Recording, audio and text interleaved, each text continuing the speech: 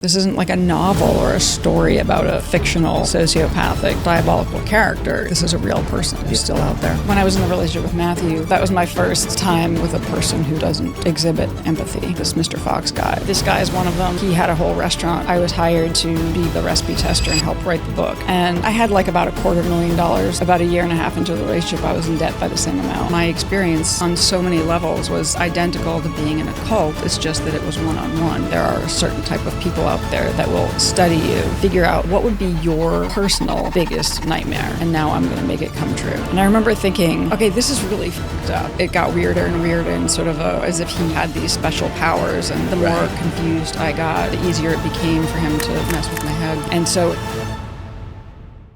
thank you guys so much for watching the video. If you have not already, can you do me a huge favor and please hit that subscribe button real quick? That is the most important metric we get on any of these videos, and I haven't been doing a good enough job reminding people to do that. So if you can take 1 second to do that, they will start showing our videos in the algorithm, and we'll be able to continue growing the show.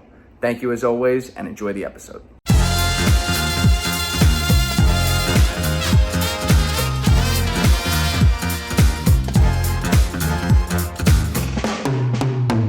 You get any tattoos in Rikers?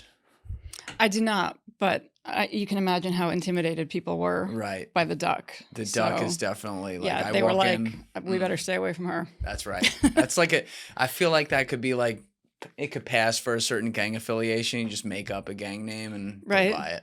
Yeah. No, after I was there for a while, this thing happened where this woman approached me and wanted to know what I'd done because she noticed that she said, everybody leaves you alone. You must have done something really badass.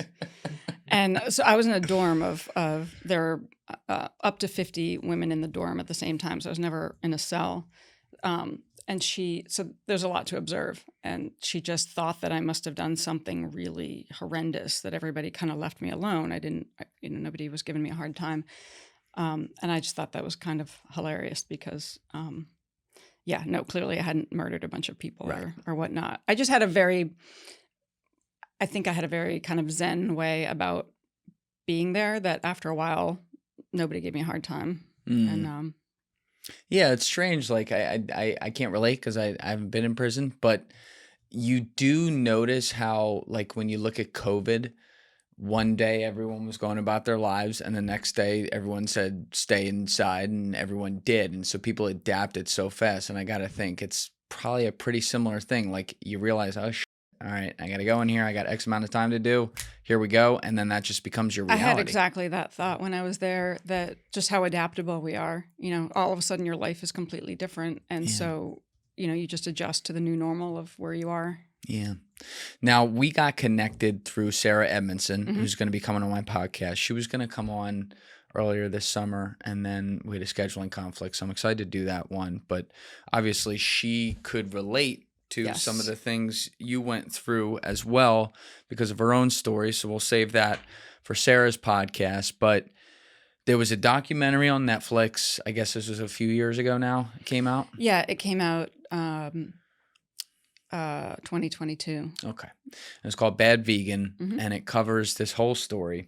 And we'll go through it today, but there's a lot going on here because there's like a crime at the end that ends up being prosecuted in court. You get caught up in that and do some prison time, but it was your husband. And I almost want to call him like technical husband because it's a strange. Yes. Thank you. I appreciate that because every time people referred to him as my husband, even during that time, when somebody would refer to him as my husband or he would refer to me as his wife, I always sort of cringed. And then sometimes now somebody will refer to him as my ex-husband, and it's like it's like I cringe. It's like, ugh, So I appreciate that. Technically, he was my husband, but there was nothing normal about that. You are definitely psychologically fascinating to me because there's a lot going on from your entire life and like how it got here. That's why I was curious to do this because I like looking at stories that are like 12-dimensional. Yeah, I appreciate that because I find the psychological side of it really fascinating. And that was something that was completely left out of Bad Vegan, is any exploration of that. And the reason why Sarah Edmondson and I relate is she's known for having gone through the Nexivm cult situation and being one of the whistleblowers on that. And the experience that she and other people that Mark Vicente is somebody that also went through that. And I relate to them and they relate to me because my experience on so many levels was identical to being in a cult. It's just that it was one-on-one versus being in a group.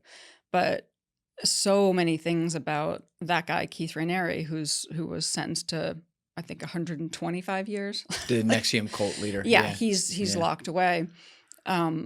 So many things about him and other people, other cult leaders. And I don't know if you're familiar with the story of the Sarah Lawrence students and this guy named Larry Ray. It's fascinating. Think so. What happened there? There's a docuseries on Hulu called I'm forgetting the name of it. We can look it up. There's Sarah Lawrence docuseries Hulu docuseries. Yeah, it's like about to pop out of my brain. Okay. But anyway, the guy in that, he does what he does to a small group of students. And his psychology, I think, is very similar to the guy in my story. Stolen youth. Yeah, perfect. And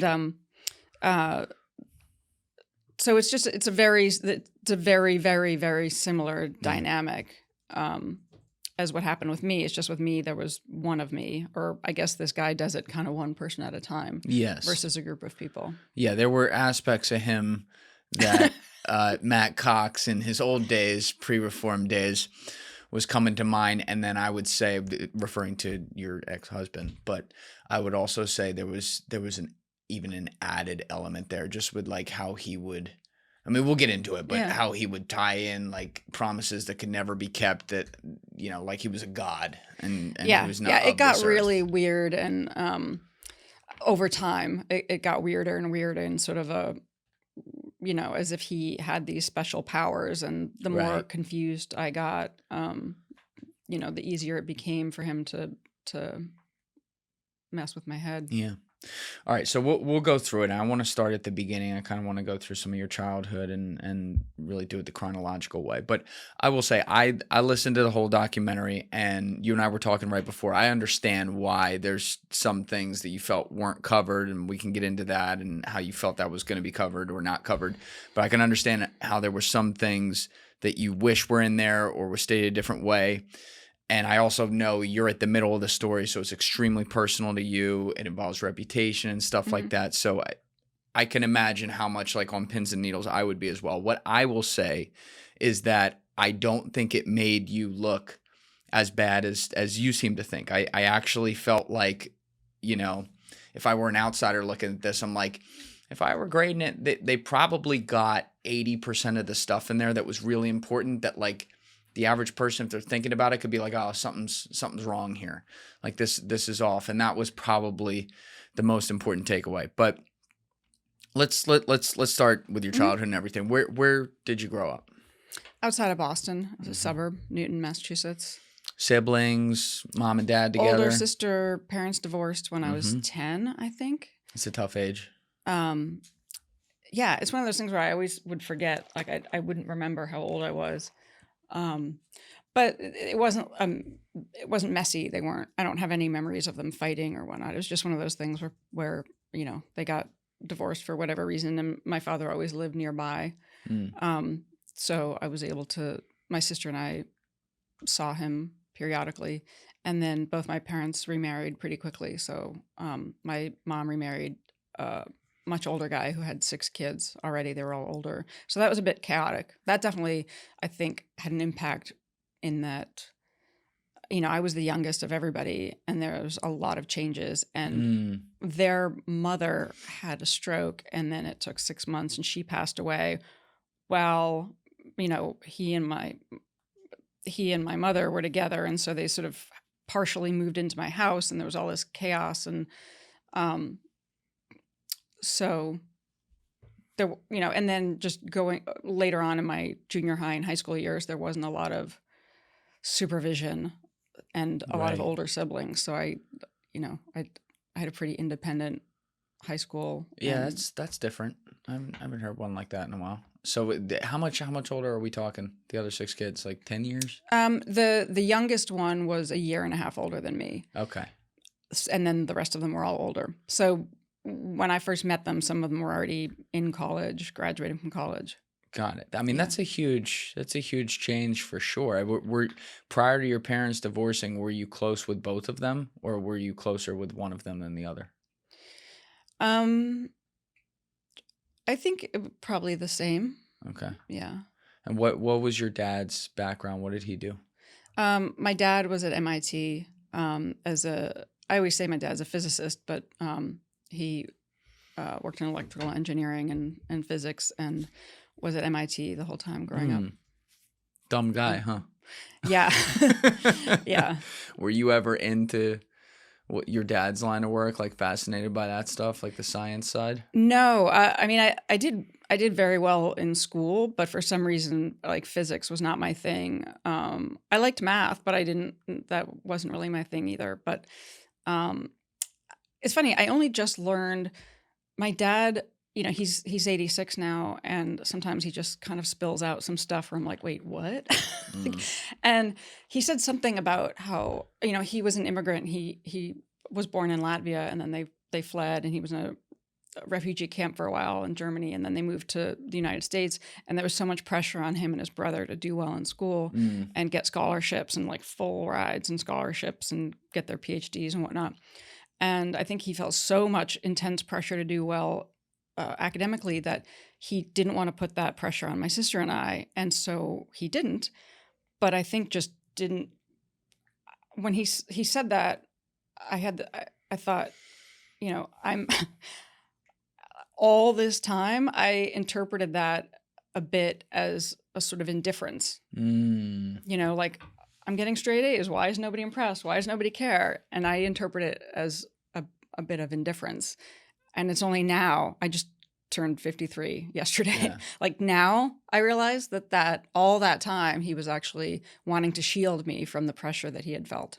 Oh, that's interesting. Yeah. So you're taking it in some ways that could feel back then like it's almost like, am I being neglected? Like, this is what I'm supposed to do. Yeah. But in reality, he was trying to do the opposite, and it's like the wires got crossed.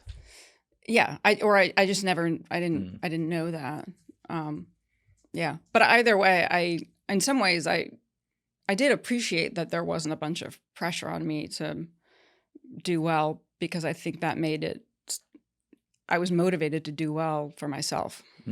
If you're looking for high style at lower costs with premium comfort, boy, do I got the clothing brand for you. Mizzen & Main is the ground zero of the phrase, look good, feel good. Let's face it, most dress clothes only check one of those boxes. Might look good, but it feels absolutely awful. It's stiff, hot, high maintenance, coming untucked sometimes, which of course makes it very hard to feel comfortable. But not with Mizzen & Main dress clothes, and that's why I'm a fan. Imagine this, a crisp, comfortable white dress shirt you can wear every day of the week without the constant washes or trips to the dry cleaner. That's exactly what you're going to get with Mizzen & Main. Mizzen & Main makes classic menswear with performance fabrics, so it's effortless to look sharp and feel great. Mizzen & Main shirts and pants look refined, yet they're stretchy, lightweight, moisture-wicking, wrinkle-resistant, and completely machine washable. No ironing or dry cleaning. When you put your clothes on, you'll feel the difference instantly. Professional style that's actually comfortable, whether you're in the office, on the road, or even out on the golf course. It's a timeless style you can invest in once and enjoy for years. That's why thousands of guys wear Mizzen & Main when they want to look great without the hassle. Right now, Mizzen & Main is offering our listeners 20% off your first purchase at mizzenandmain.com, promo code Julian20. That link is in my description below. That's Mizzen, spelled Mizzen, and Main, MAIN.com. Promo code Julian20 for 20% off. Once again, mizzenandmain.com, promo code Julian20. And if you'd rather shop in person, you can find Mizzen & Main stores in select states. What about your sister? Did she have a different experience? How old was she when your parents She's divorced? 4 years older than me. Okay. So, yeah, I think my sister, one of the things I learned on the other side of this whole situation and Bad Vegan coming out is that after Bad Vegan came out, there's like a fire hose in my face of comments and people coming at me with stuff. And in the middle of all the comments, some of it really sympathetic and kind, some of it attacking me and calling me a criminal and saying, but there was a trickle of people in there saying, have you ever been diagnosed for autism or Asperger's? I think you're on the spectrum. And I got so much of that coming at me that I thought, that's interesting. Why are all these people saying that? And they were saying that these are people who had themselves been diagnosed, so they weren't saying it in a negative way. And I thought that was interesting. And I eventually was able to go for a very thorough evaluation, like the kind where you're there all day and you're like doing stuff with shapes and all kinds of tests. And then they come back a few weeks later with this very extensive report and gave me a diagnosis of Autism 1, which I feel like there's a lot of people out there that would get a diagnosis of being somewhere on that spectrum. But it reframed everything about my childhood and my whole past experiences, where a lot of things now make a lot more sense in that framework. I'm glad you said it because it was the first thing I thought. Oh, interesting. Yeah. I mean, it's funny because people when people would reach out to me, so often they were worried that they were offending me by asking me the question or pointing it out. And I wasn't offended at all, because the one sort of really nice, healthy relationship I had after all of this happened was with a guy who I got to know in the context of his work. And he was such an oddball, and I tend to like oddballs, and really, really, really smart. And that's like my type, super smart oddballs. But his behavior was so weird and maddening, but there was a lot about us. There was a lot about us that was compatible. And he seemed like one of those people that needs a lot of alone time and kind of doesn't fit in. And I felt my whole life like I don't really fit in anywhere, or like something's weird about me and I don't really understand. And then one day he said something to me like, I think we had been talking about Elon Musk, and he said something about Asperger's, and he said, yeah, I think I might be like a notch on that. And I got struck by the tism. Wait a minute. And I went home and did all this research about men with Asperger's, and which now they call it Autism 1 for some. I guess the Asperger's dude was like a Nazi, so let's change the name. But I did all this research on men with autism, with Asperger's, which I'm going to just keep calling it Asperger's. And it made so many things make sense. And I really appreciate all of those qualities. What do you mean? But it had made never. So many things made sense. It made a lot of things about him make sense, right? That I couldn't really understand. Like, why is he giving me mixed signals? And or like, why does he talk about his special interest, or like, why does he talk about this thing for hours?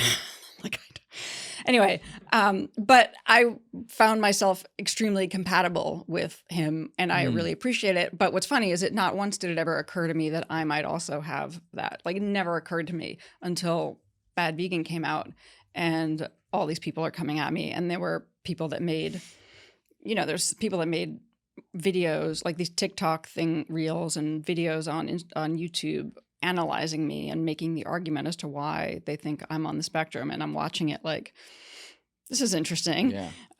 So anyway, I finally did go for the official diagnosis and got that, as well as she also diagnosed me with some kind of a sensory processing disorder. Sensory processing. And like a depression, which is kind of, whatever. Lots of us have that, but sensory processing disorder, which it's funny, I haven't really looked into it that much, but I think some of it comes along with, there's something called being a highly sensitive person, like HSP, and you can look online and there's quizzes. Are you a highly sensitive person? And, however many questions there are, I think if I go through and answer those questions, I'm like a hell yes on pretty much all of them or most of them. And so, there's certain things that I'm highly sensitive to, like sounds, certain, like if there was a clicking, well, there wouldn't be in here because of the sound, but if there was a ticking clock, like if I go somewhere and there's a ticking clock that I can hear it, I'm like, can I take that off the wall? Like I can't, like, it's going to drive me nuts. Yes. It's going to make me angry. And, so I'm a bit sensitive to sounds and very sensitive to smells. So in my apartment, like when somebody walks by in the hallway wearing too much perfume or cologne, all of a sudden, like I didn't open the door. I didn't go near the door. I'll be sitting in my apartment, whatever. And it's like, it's as if it's under my nose, the cologne and the perfume. Yeah, sorry about the water main break in Hoboken today, because that's not helping the smells around here in the hallways or anywhere. Yeah, no, it's fun. But the smells that seem to irritate me are like artificial smells. You know, like harsh cleaning products and things like that. Gotcha. I won't get the Febreze then. Yeah. That's interesting that, you know, you didn't test that until even like after the documentary came out, when this is not something you looked at when you were a kid or when you were a young adult or anything. And then some things start to make sense, because also with autism, it is such a wide spectrum. Yeah. You know, and we did a podcast with the father of one girl who's nonverbal autistic, and they thought that her whole life that meant that, you know, she wasn't all there and everything, and it turned out to be the total opposite. She's more than there. Yeah. Did you listen to the Telepathy tapes? That's who it was. It was a father of that show was absolutely fascinating. Yes. And I have had an experience with somebody who read my thoughts to such a degree that it blew me away. What happened there? And it was the younger sister of my boyfriend, the one that they refer to in Bad Vegan, who was the much younger guy. I tend to have had all of my best relationships with much younger guys, and we had a really, again, like, beautiful, lovely, good soul, good person, old soul, and we would go to visit with his family in Colorado, and his younger sister, I'll just say is different, but in a way that I noticed very quickly that she seemed very intuitive and seemed to know what I was feeling, and she really liked me a lot, and I really liked her, and we sort of had this connection. And she would very often know what I was feeling, or she would sit down and say something to me, and it's like she knew exactly what I was feeling, and I just thought, well, that's very intuitive. But there was a time where she said something so very specific, and we had been in this barn, and my boyfriend and his band were playing music, and she got up to go into the house. It's kind of a ways away. And I was like, as soon as she got up and left, I thought, oh, I wish I'd asked her to get my sweatshirt. It's like in the room, behind the thing, on the hook, whatever. And for some reason, I was really thinking hard about it, because I was just annoyed. I was like, oh, like, I don't want to get up and go all the way into the house myself, but I'm kind of cold, and I wish I'd asked her to go get my sweatshirt, and it's in the room, and it's just there. And she came back and was like, here you go. And I just thought, whoa. Yeah.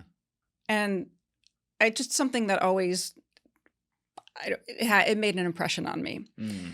And I also thought of her as being, you know, people in society look at people who are a certain way as if they have a disability or a dysfunction, or that there's something wrong with them, or they're somehow deficient, whereas I feel like it tends to be the opposite. They're actually much more elevated in all these ways.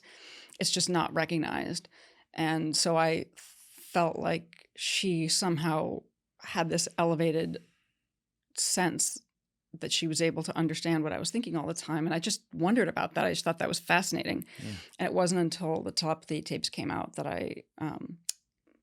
when it came out, I think I was very open to what that series talks about and shows. Whereas a lot of people, if I bring it up to people, just because of the name, they discount it. Oh, that's bullshit. Telepathy. Yeah, it sounds crazy when you hear it, but then when you listen to it and then you see like the videos of how they did some of these tests and like who was involved and then what these kids could do, it's like, all right, maybe one of them you could find a way to like fake it a little bit. When you do this like a whole bunch of times across, like around the world with all different kids, and they have this, and they were all nonverbal, all in the same area-ish of the spectrum, that's where it suddenly becomes like, listen, I don't know if it's pure telepathy or something like that. I'm certainly not the guy to judge that, but there's a there. There's something. And then the other thing about how you know there's a there is the fact that, and it was a while ago that I listened to it, but you know how they talk about how certain academics or anybody that was looking into it or wanted to look into it more would get shot down? or fired or discredited. Whenever that happens, it's like, oh, wait, why are there people who specifically do not want this explored? Yeah, it's like we accept the science that there's such thing as savants, meaning some kid can just walk up to a piano and never fucking seen the thing in his life and play Beethoven. Right. But like that's just accepted. Right. Because that's a part of scientific doctrine. So I'm all for disproving things. Like if this turned out to not be real, great. But like put it through the same process. Don't be like, this is below us to talk. And that's how they act. But the fact that it seems like there are people that want it to just go away seems a little It's definitely suspect. And I think there's also, you know, the just the in general autism topic and everything is so talked about now because of a lot of other things going on in society that I think people are also figuring out, in addition to, all right, why are we getting so much of this? There's also like the why also is so much of this undiagnosed, by the way, for a lot of people's lives. Like, what is a better system here? What does it mean? We still don't understand the full elements of the spectrum, or like what that's even tied to. It's a very, for lack of a better word, it's a very deep rabbit hole. And I think now is like, the reason the telepathy tapes really comes through is because people are at least now asking questions, no matter how nuts some of them seem to be. It's like, maybe it's not, you know, like, and you should do that. So that was cool to see that come out. And it's interesting that you had at least some sort of micro experience that was like, that's kind of similar, you know? Yeah. Yeah. No, I found that really fascinating. Yeah. You felt like, and you had said this in the documentary, like there was so much about you that made sense, and this also helps it all make sense too, by the way. But, you know, when you were a teenager, which now just putting together your timeline, that's also in this period after like your parents' divorce and they both remarry and you got a whole bunch of new siblings around the house. Also, as someone with autism, you didn't know it at the time, that's also like probably extra strange having all kinds of new relationships all around you, right? And it was overwhelming. Yes. Yeah. Okay, so you have all that going on, and you kind of went through, you know, a phase a lot of us can relate to, like that awkward loner phase or whatever. Is it safe to say that was kind of like your high school years? Yeah. I mean, it seems weird that I tried to figure out why, you know, I ended up coloring my hair. I mean, now it's much more common, but back then, like everybody in my town, I was known as the girl with blue hair because I shaved my head and colored it blue and green. And she joined Antifa too. And when I was writing my memoir, I was trying to think of like, why did it seems so weird because I wasn't an extroverted person. I wasn't trying to bring attention to myself, but there was nothing I could do that would bring more attention to myself than coloring my hair bright blue and green when I was young. So why did I do that? And I think that I felt, I think that in some way, not consciously, I felt so out of place that doing that to my outsides made more sense, because then it made my outsides match my insides, if that makes any sense. That totally makes sense. Yeah. Did you feel like some of those like personal identity, you know, coming of age struggles, you couldn't talk with people about that, be it your parents or people close to you? It was the kind of thing you had to keep to yourself?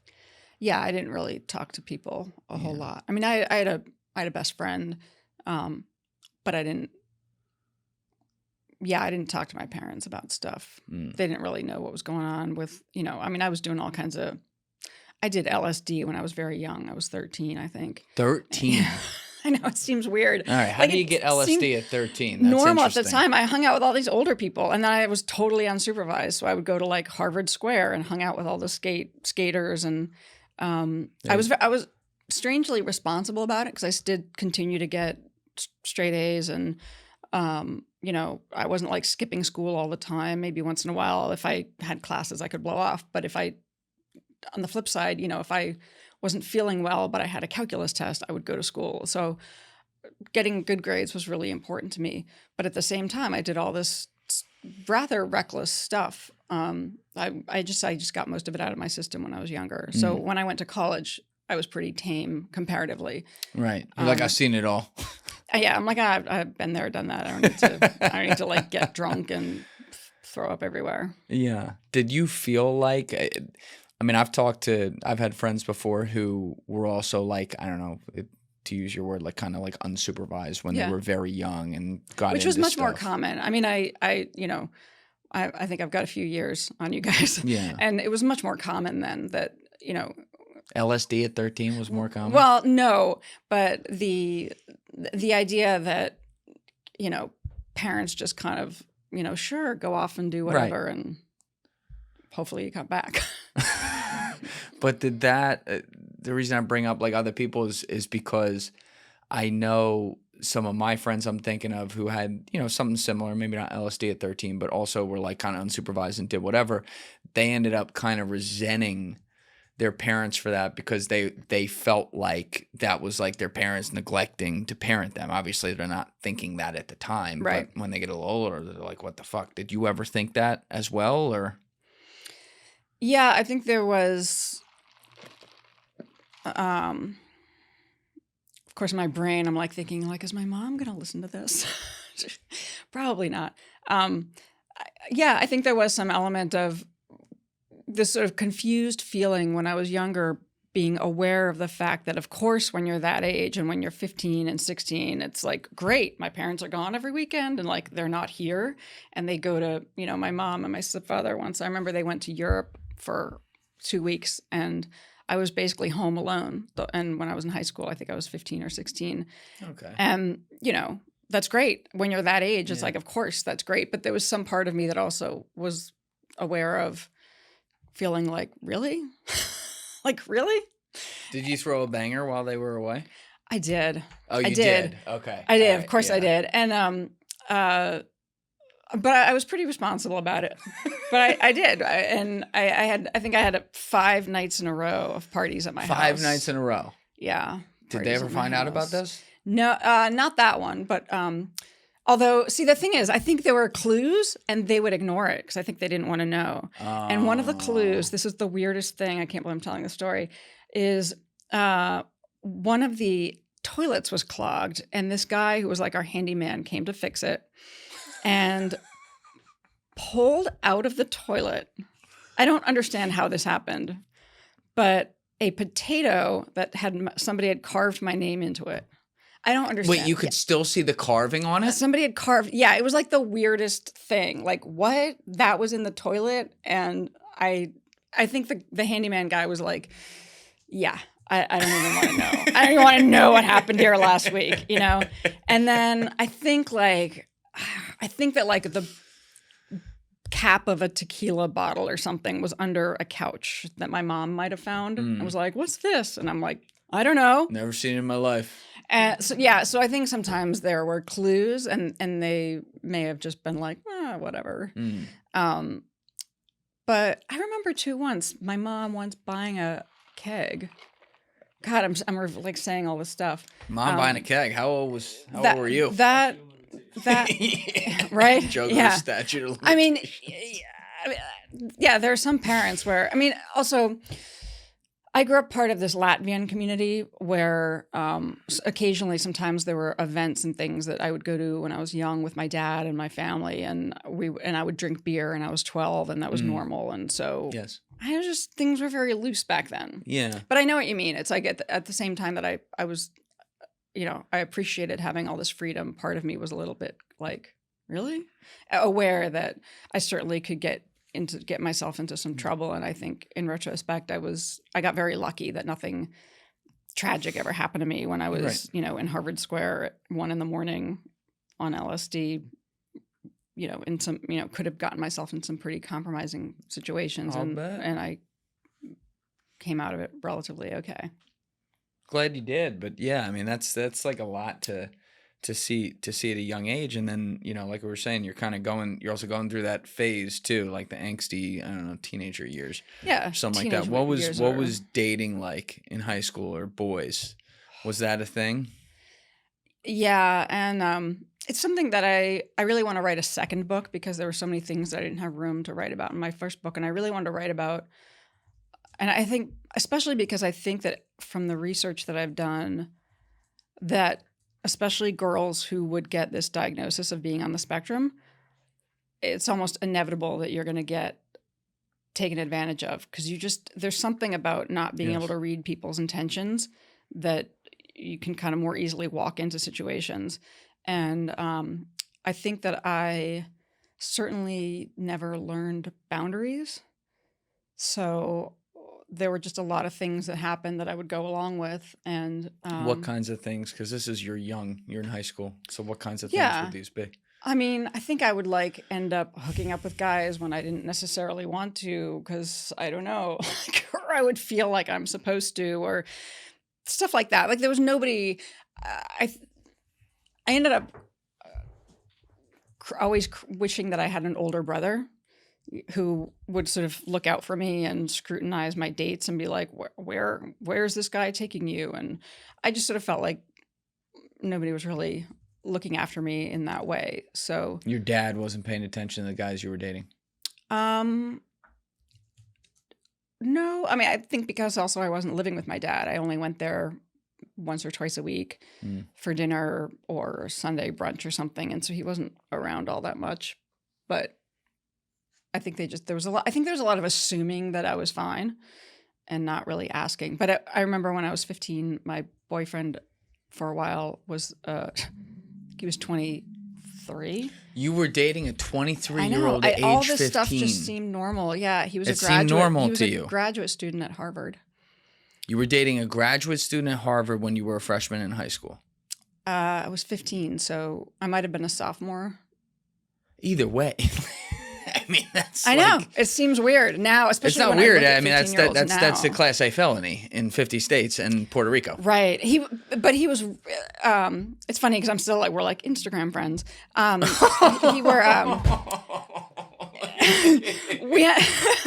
We ended up breaking up. It was like we just decided we were better off friends. Oh God. But Okay. All right. It's clocking to me. It's clocking to me. So.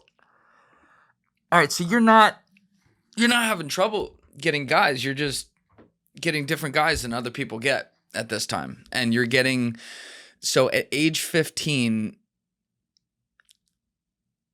you are dating someone who's an adult who, even looking back on it, I don't even know if you possibly could. I mean, I wasn't you, so I can't put myself there, but there could be things that he's instilling in you about what a relationship dynamic is supposed to be like that is not what it's like at all, that then becomes your norm because that's what you know.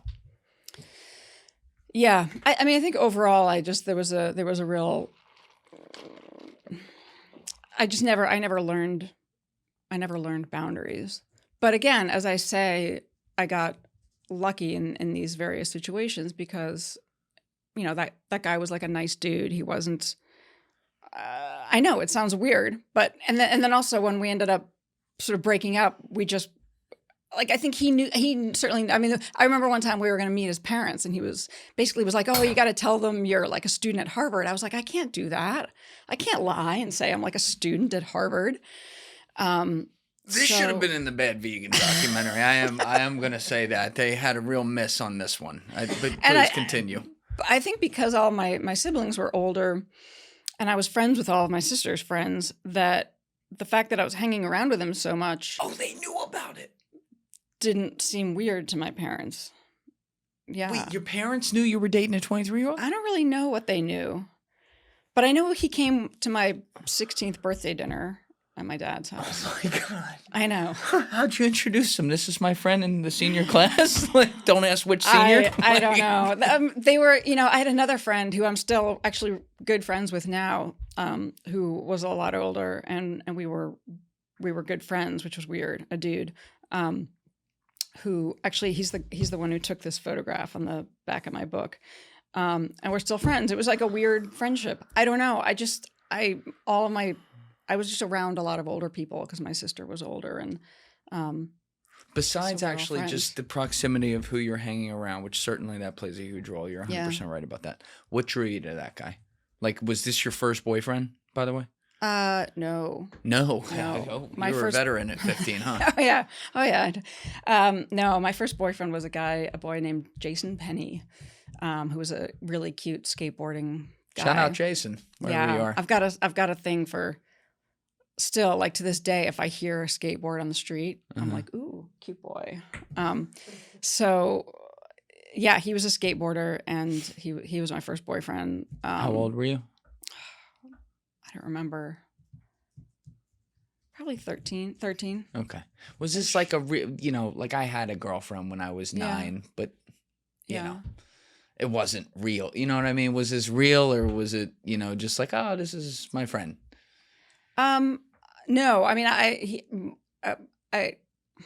think my very young self was, if you could be in love at that age, I liked him a lot. But yeah. And then after that, I didn't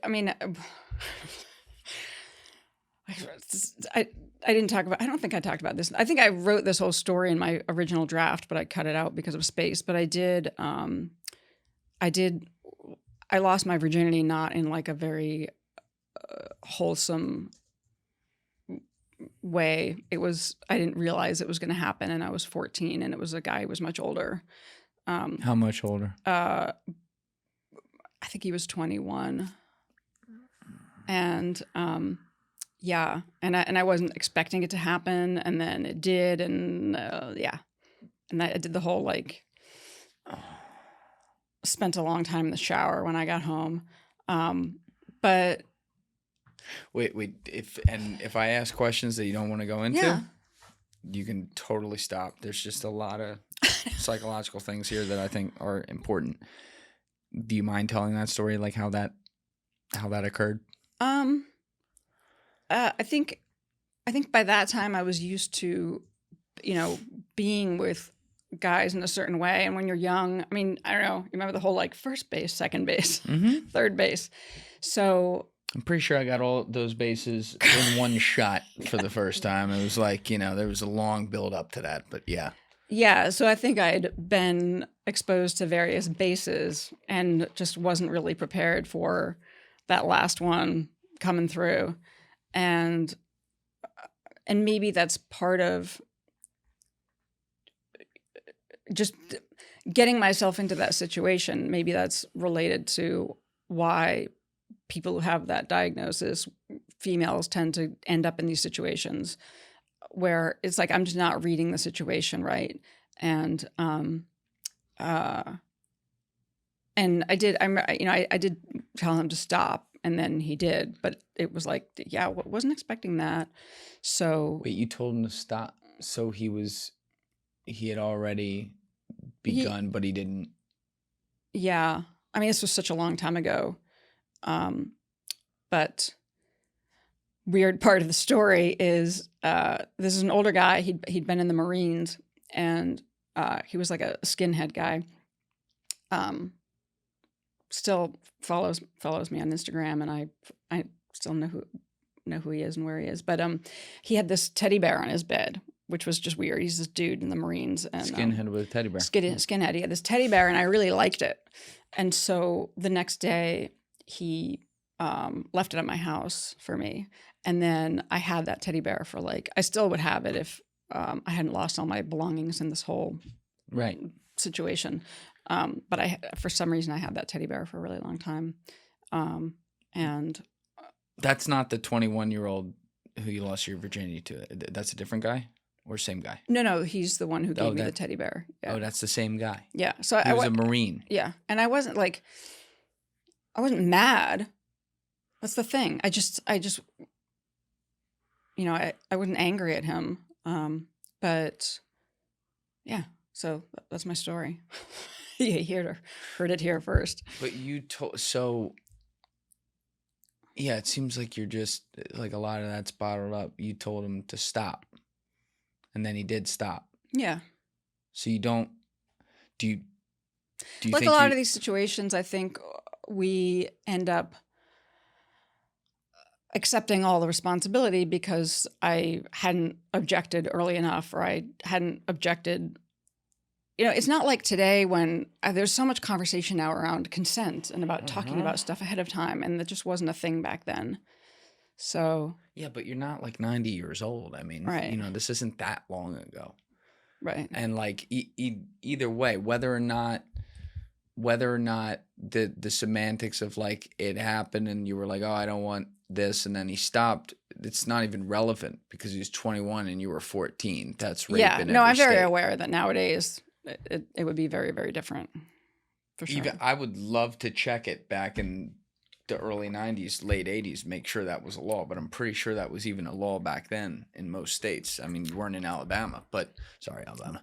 But, you know, it's like that there's a lot of things that can happen in someone's life where it doesn't feel like something at the time. Right. And then that bottles up and manifests in a lot of other ways. And so you, at these years you're talking about, which are all basically 13, 14, 15, 16, you're doing LSD, you're having boyfriends who aren't boyfriends, they're legally pedophiles. Yeah, and that's what's normal to you. They obviously, your brain is not fully developed yet at all. Theirs is at least mostly developed and legally developed. They're holding some sort of power over you. There's some sort of it's like whatever that is there as well. And this is when you're going through puberty and accepting how things are around you. And so you start to formulate how the world works. And to you, this is perfectly normal. And even now, hearing you talk about it, you don't talk like, you know, it's not normal, but you're not talking about it in a way like, holy shit. You're more like, yeah, this happened. It's fucked up. And, you know, but I got past it.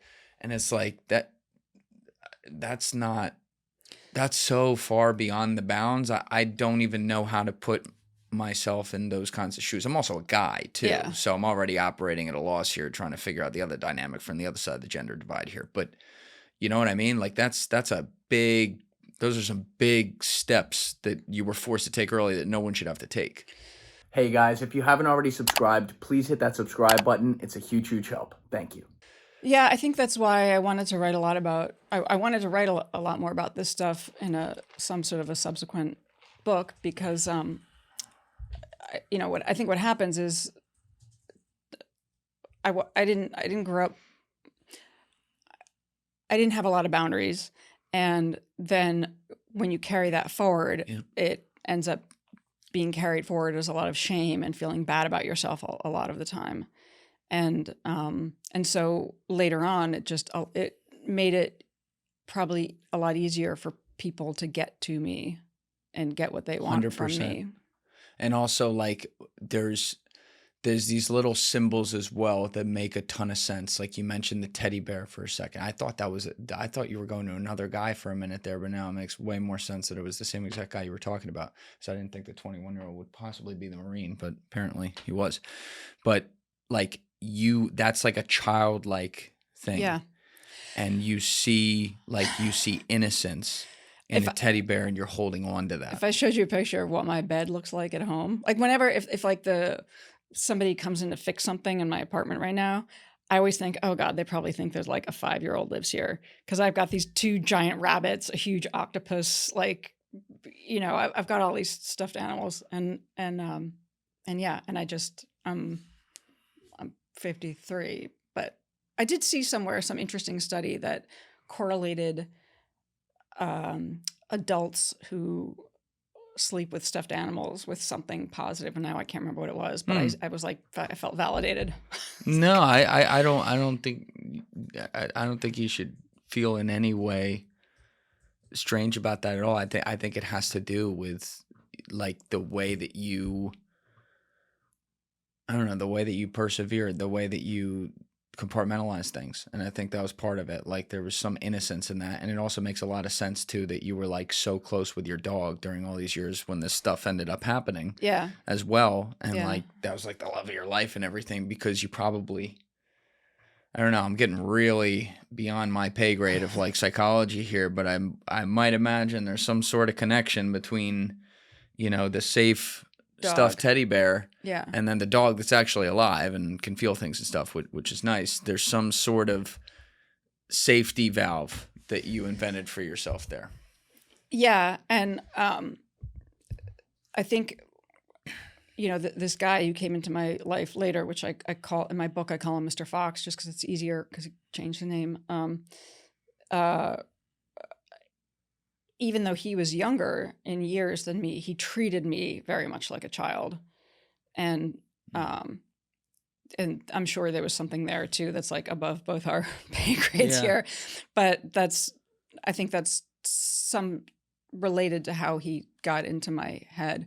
And another thing is that having been exposed now to so many people, women and some men, who've been on the other side of kind of a horrendous upending your whole life, mind fucking psychological manipulation, because it happens to men too, but I think more often women. What's so common is having rescue dogs, and even like rescue pits, but rescue dogs. And there's just a super strong correlation there. So I think there's something about specifically being drawn to animals and shelters and rescue animals and wanting to save them with something where like you kind of want to be saved yourself. Exactly. Yeah. That makes so much sense. Yeah. So then it makes you that much more vulnerable when somebody can sniff that out, which is what these people do. They're incredibly good at sniffing that out, and then they come in and they're like, "I'm going to save you." Yeah, I was thinking about this shortly before you came here today, because like some of the conversations about really looking into how things went wrong involve like, I mean, it's uncomfortable, some of the subject matter, and obviously we've gotten into that, but that is exactly what I was thinking was and we'll get to it with all the context, but there were videos and recordings that you would do when things were going really south with Anthony, your husband that we talked about here, where that's exactly how he would talk to you. He would talk to you like you were a little girl, and you would talk back to him like you were a little girl too. Yeah, I didn't see any of those. I didn't know those existed. I didn't know he was recording me until after my entire criminal case was over, which kind of is another thing that blows my mind, that the prosecutors saw all of those and, still prosecuted me primarily. And there were more of those videos, and they were sort of worse in total, but they did show little clips of some of them in Bad Vegan because I had recovered them after the criminal case. But it is, I think he was making those recordings. It's weird because this happens a lot where Keith Raniere did this with Nexivm. It's like they end up being the people that gather and hold on to the evidence that ultimately works against them. And it seems weird. Like, why did he make these videos of me so distraught and like completely miserable and fucked up, and seemed like clear evidence that he is manipulating me? And but I think that he was doing that to somehow gather evidence that I was like unstable or I'd lost my mind or something. But yeah, in those videos, he is talking to me like I'm a child. Yeah. And it felt like, well, actually, I don't, do you think that when all your formative relationships, not just your literal physical relationships with guys, but also like your friendships and who you're around, when all your formative relationships are around older people, men, women, indifferent, and these are the years you're coming of age, and that's what you get used to. Do you think that you, in a weird way, became drawn to the idea that you, like, between the fact that you were hanging around them and your parents were kind of like not paying attention to stuff you did you seek out people who would tell you what to do? Like, tell you what to do in your life. Be like, you need to do this, go do it. That's interesting. I don't think so. And no, I don't think so. But what's also interesting, I was thinking about this because the stuff we're talking about, I haven't really thought about it in the context of how it relates to what happened. But in more recent years, I've found myself drawn to always younger guys. And I think in part because I never wanted kids. So I was never one of those women that like really, was looking for the husband to have kids by a certain date and TikTok. I wasn't that person. I didn't want kids. So how young did you know you didn't want kids? I think for a while I thought like maybe it's gonna hit me that I'm gonna want kids, because I would see everybody else, other people wanting kids, and especially the older I got and into my 30s. But I'm like, yeah, no, it's just never. I never wanted kids, which, again, I think is another thing that can be correlated with having this personality type that I have, because I think there's something about it that would be way too overwhelming in a way. That's why. Do you feel like in your life, there's 2 layers to this. Let's start with the base layer. Do you ever feel like people have loved you in your life for real, like actually loved you? And how would you define love? I would say yes. And I don't know that I'm able to define love. That's a very difficult thing. I mean, it depends. You know, I do feel that my parents loved me. I never felt like they didn't love me. It's easier now as an adult to accept certain things and have compassion. And as an adult, you know, imagine like if I had kids, I do feel like they loved me. So there's that sort of love. And I've had some very healthy relationships where I feel like there was love there. But yeah, I mean, I think love is one of those things that I don't know how anybody defines it, and maybe it's different for everybody, and it's different in various different contexts. I think I agree with you. I think it is more of a personal thing. The way I've always looked at it, like 2 ways, right? So there's 2 layers to it, and you tell me if this fits anything or if not. But at the base layer, there's something that I just call love, which is this strange thing that happens where, if I could relate it to, like, you know, a woman or something like that, rather than, you know, with your mom or dad, it's like when you don't really know someone enough yet, but you just kind of have that moment where you can't explain it, but you know 100% you would jump in front of a bus for that girl, no questions asked, and do it with a smile on your face and leave this earth. But then there's a second layer, and this is the more special layer, which is in love, which is when, to me, you have that same exact feeling, but you've at least, even if it's just like a long day spent talking with someone when the clock doesn't even matter, where you really understand who someone is as a person, and you feel some sort of soulful connection with them. Like it's almost like things are lined up for the 2 of you to be in this spot, on this little rock in the middle of the universe at the same time for this exact reason, right? Yeah. And that's the visual I would put on it. I agree with you that it's probably different for everyone in some aspects, and it's also not. It's something that's very hard to put into words. But my first question was, did you ever feel love? I don't know if my explanation there can help. Do you think you were ever in love in any of your relationships? Yeah, definitely. And I think also that in trying to define it, I think that love and attachment can sometimes get conflated. Oh, yeah. Right? Where people can feel attached to somebody, and then you think it's love, or it feels like love, or you don't know what to call it, so you call it love. And then there's a more pure kind of love where what you feel for somebody has nothing to do with, it's like independent of how they interact with you. Yes. It's just for them, and you want the best for them, whether or not they're with you or not. So it's not about an attachment or what they do for you or how they make you feel about yourself. It's just a deep love you have for that person. And so I think certainly what I stepped into later, and one of the things that was always hard for me to figure out on the other side of this whole Anthony, Mr. Fox situation was, I was like, people would say, oh, well, you were in love with him. So, and it's like, no, I was never in love with him.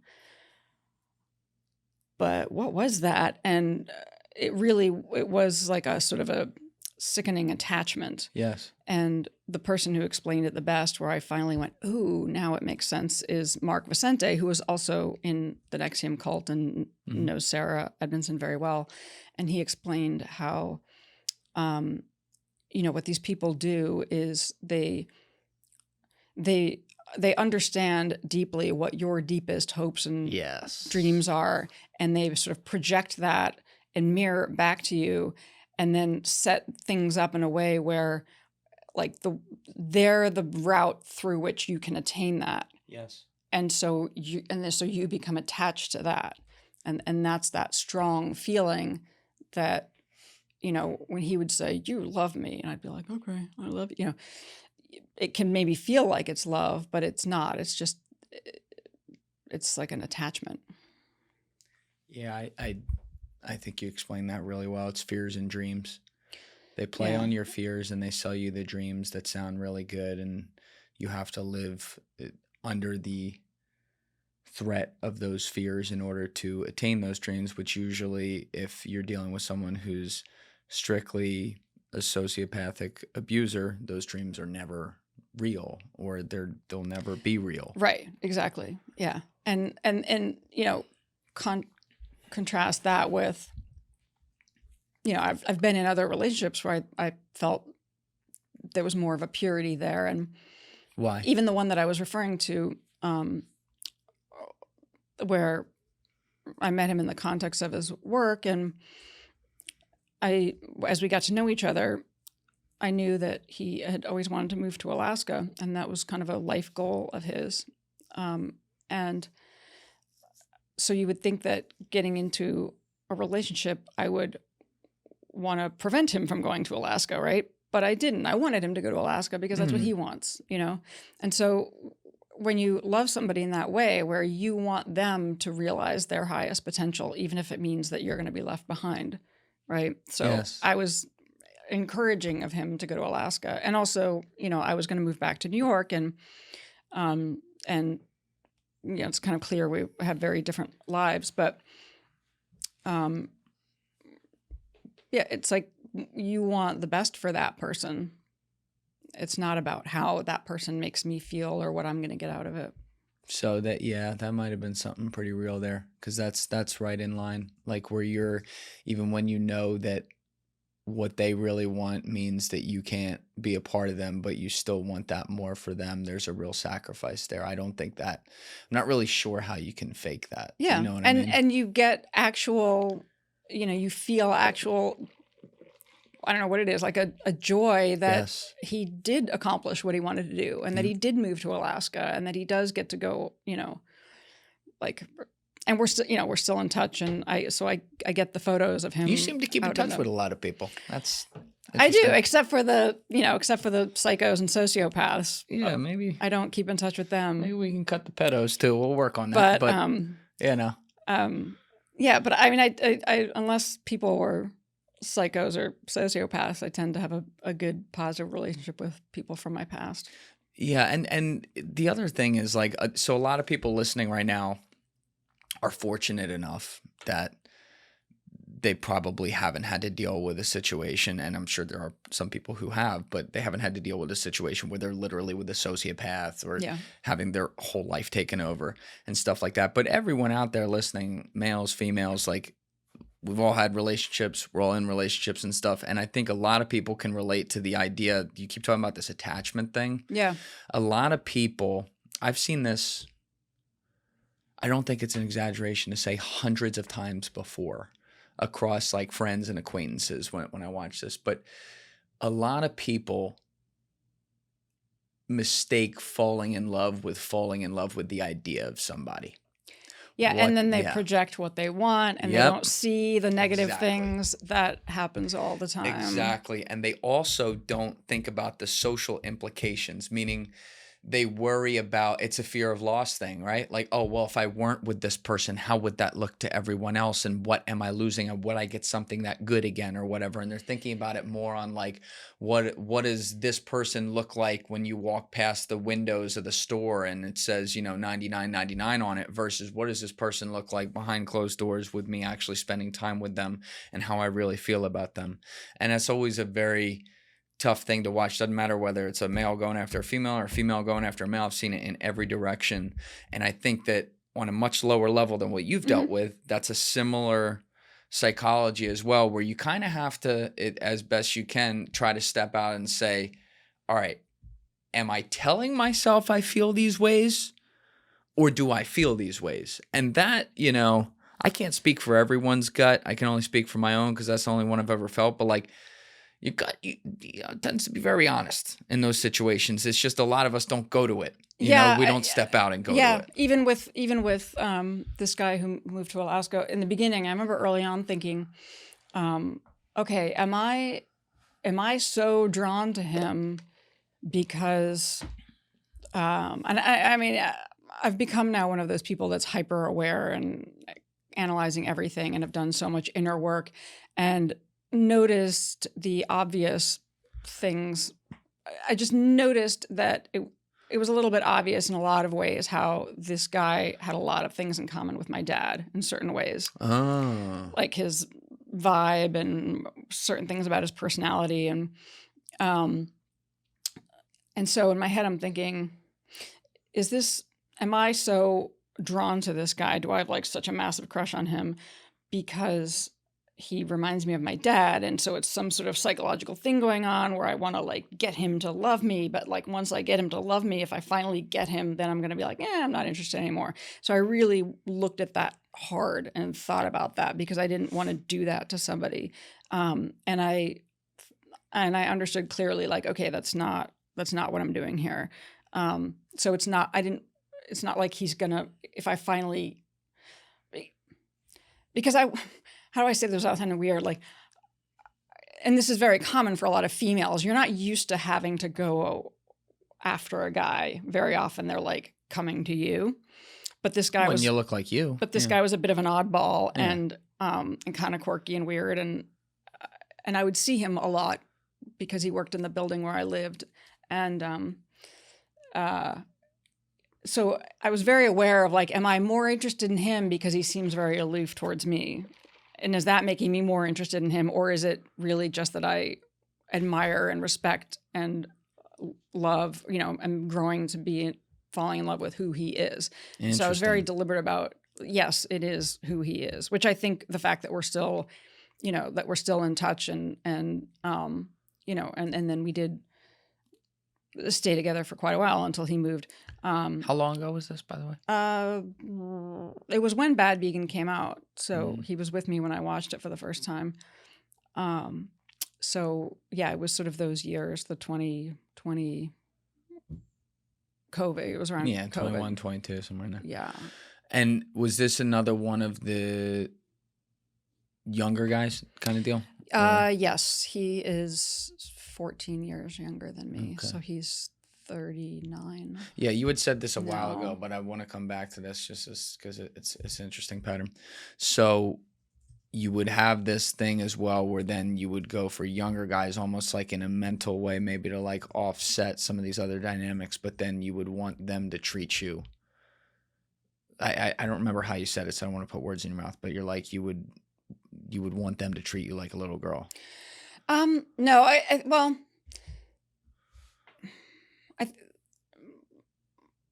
certainly not consciously, but there was something about the time in my life and what was going on when that guy, Mr. Fox, came into my life, and he had such a dominating personality that normally I would have been very turned off by, and that wasn't my history. Guys like that who dominating personalities, that wasn't your history? No. I don't know if I believe you on that. I mean, I believe that you think that, but right. You know, 23 and 15, 21 and 14. Yeah, but they didn't have like that sort of, you know, when you like somebody walks into a room and they have like a very dominating personality. Like boisterous. Yes. I understand what you mean. So they're not necessarily. You're not saying that you were drawn to people who were outward alpha, hello, I'm here about it, but they might have that more under the surface, and especially when you get behind closed doors, it might turn into that. Yeah, maybe. Okay. But I can see that. But my best relationships were, were these sort of younger guys who were not like that at all. And I certainly was never drawn towards the type of guy that would get really jealous and angry. Like, no. What turned you off about them? Weirdly enough, it's like the controlling aspect of it. Like, if somebody would try to control me or tell me what to do, I'm gonna be like, no, fuck you. And so, a lot of my healthier relationships, they were very, that guy Tobin that I had been in a relationship with right before this guy, it was such a lovely, we lived together for 4 years. There was no drama, there was no fighting, there was no drama. I was running the restaurant, and very often I would stay there late, or, I'd have these meetings with like male potential investors, and he never got bent out of shape and jealous. And he was in a band, and sometimes went out with his friends, and there were probably young girls there that were younger than me, and I didn't get bent out of shape and jealous. And we were both very like healthy. Yeah, it was very, very healthy. And I think because there was so much kind of mutual respect in that way, like I wasn't going to cheat on him or be with another guy. Like I there was just a lot of mutual respect. And so I think I've had, I mean, I'd never been drawn to the type of a guy that would be angry and jealous. Yeah. And I think what can happen is maybe what I was somehow drawn to with this guy, the Mr. Fox guy, is that is the element of his personality that was like that felt protective. And so sometimes guys will act like they're being very protective, but they're being jealous. That's right. Dicks. That's right. And so it's a fine line between being genuinely protective and like possessive. You guys are pretty good at picking up that. By you guys, I mean women are pretty good at picking up on that though. Because like they're like jealousy and anger and shit like that is massive insecurity. Yeah. Whereas protectiveness is, when used correctly, is in control of the situation, security in yourself, and security in your ability to solve whatever problems in front of you. Yeah, or just somebody being genuinely worried about your safety, exactly. Your physical safety. Exactly. There's a huge difference there. And like, that's the thing about con men and stuff. They can be really, really good at putting that on because they're so into themselves that a lot of like the jealousy and stuff like that, they ain't even got time for that. So the rest of it feels like it's just pure protection. I mean, we were talking off camera about my friend Matt Cox, who was, he's reformed, but was a total con man. And a lot of the patterns that I saw with your ex were very similar to patterns he would have. He didn't go as far as your ex did, to be fair. Right. Because I think I'm fascinated by him, by your friend, because the idea of somebody like that being reformed is so out there. Like there's a lot of these people are this way to such a degree that there's no reforming them ever, like none. And this guy is one of them. I mean, if somebody who is a full-blown sociopath or a malignant narcissist, there's no reforming them. So here's what I say about Matt, because righteously so, some people every time I say that are like, who watch Matt and like enjoy him are like, are you fucking crazy? Like Matt'll defraud you in 5 seconds. Matt has forced himself to be so hyper self-aware of what he is, not who he is, what he is, that like there is no one who is more like, he has ripped off the Band-Aid and gone so hard the other way that he has like a self-loathing of himself, I would describe it as, that sometimes when I'm talking with Matt, I have to say, hey, you don't have to say that like that to yourself or whatever. But then I understand. I'm like, he's just trying to protect himself against himself. So I agree with you. I'm not sure you can ever fully de-download that. I'm very glad I can't, relate to that or understand what that would feel like. It's fascinating. I find that fascinating. It's very fascinating. There's a book that I learned the most from, and I end up bringing it up on like almost every podcast I do because I found it so fascinating and useful, called Confessions of a Sociopath, written by a woman. Okay. But I think reading a book like that has so much more impact than a lot of the academic and psychologist written books about sociopathy, because there's one thing when somebody's describing something in a clinical way, but when you're reading a firsthand account of it and it's the person's words, it really hits. It hits.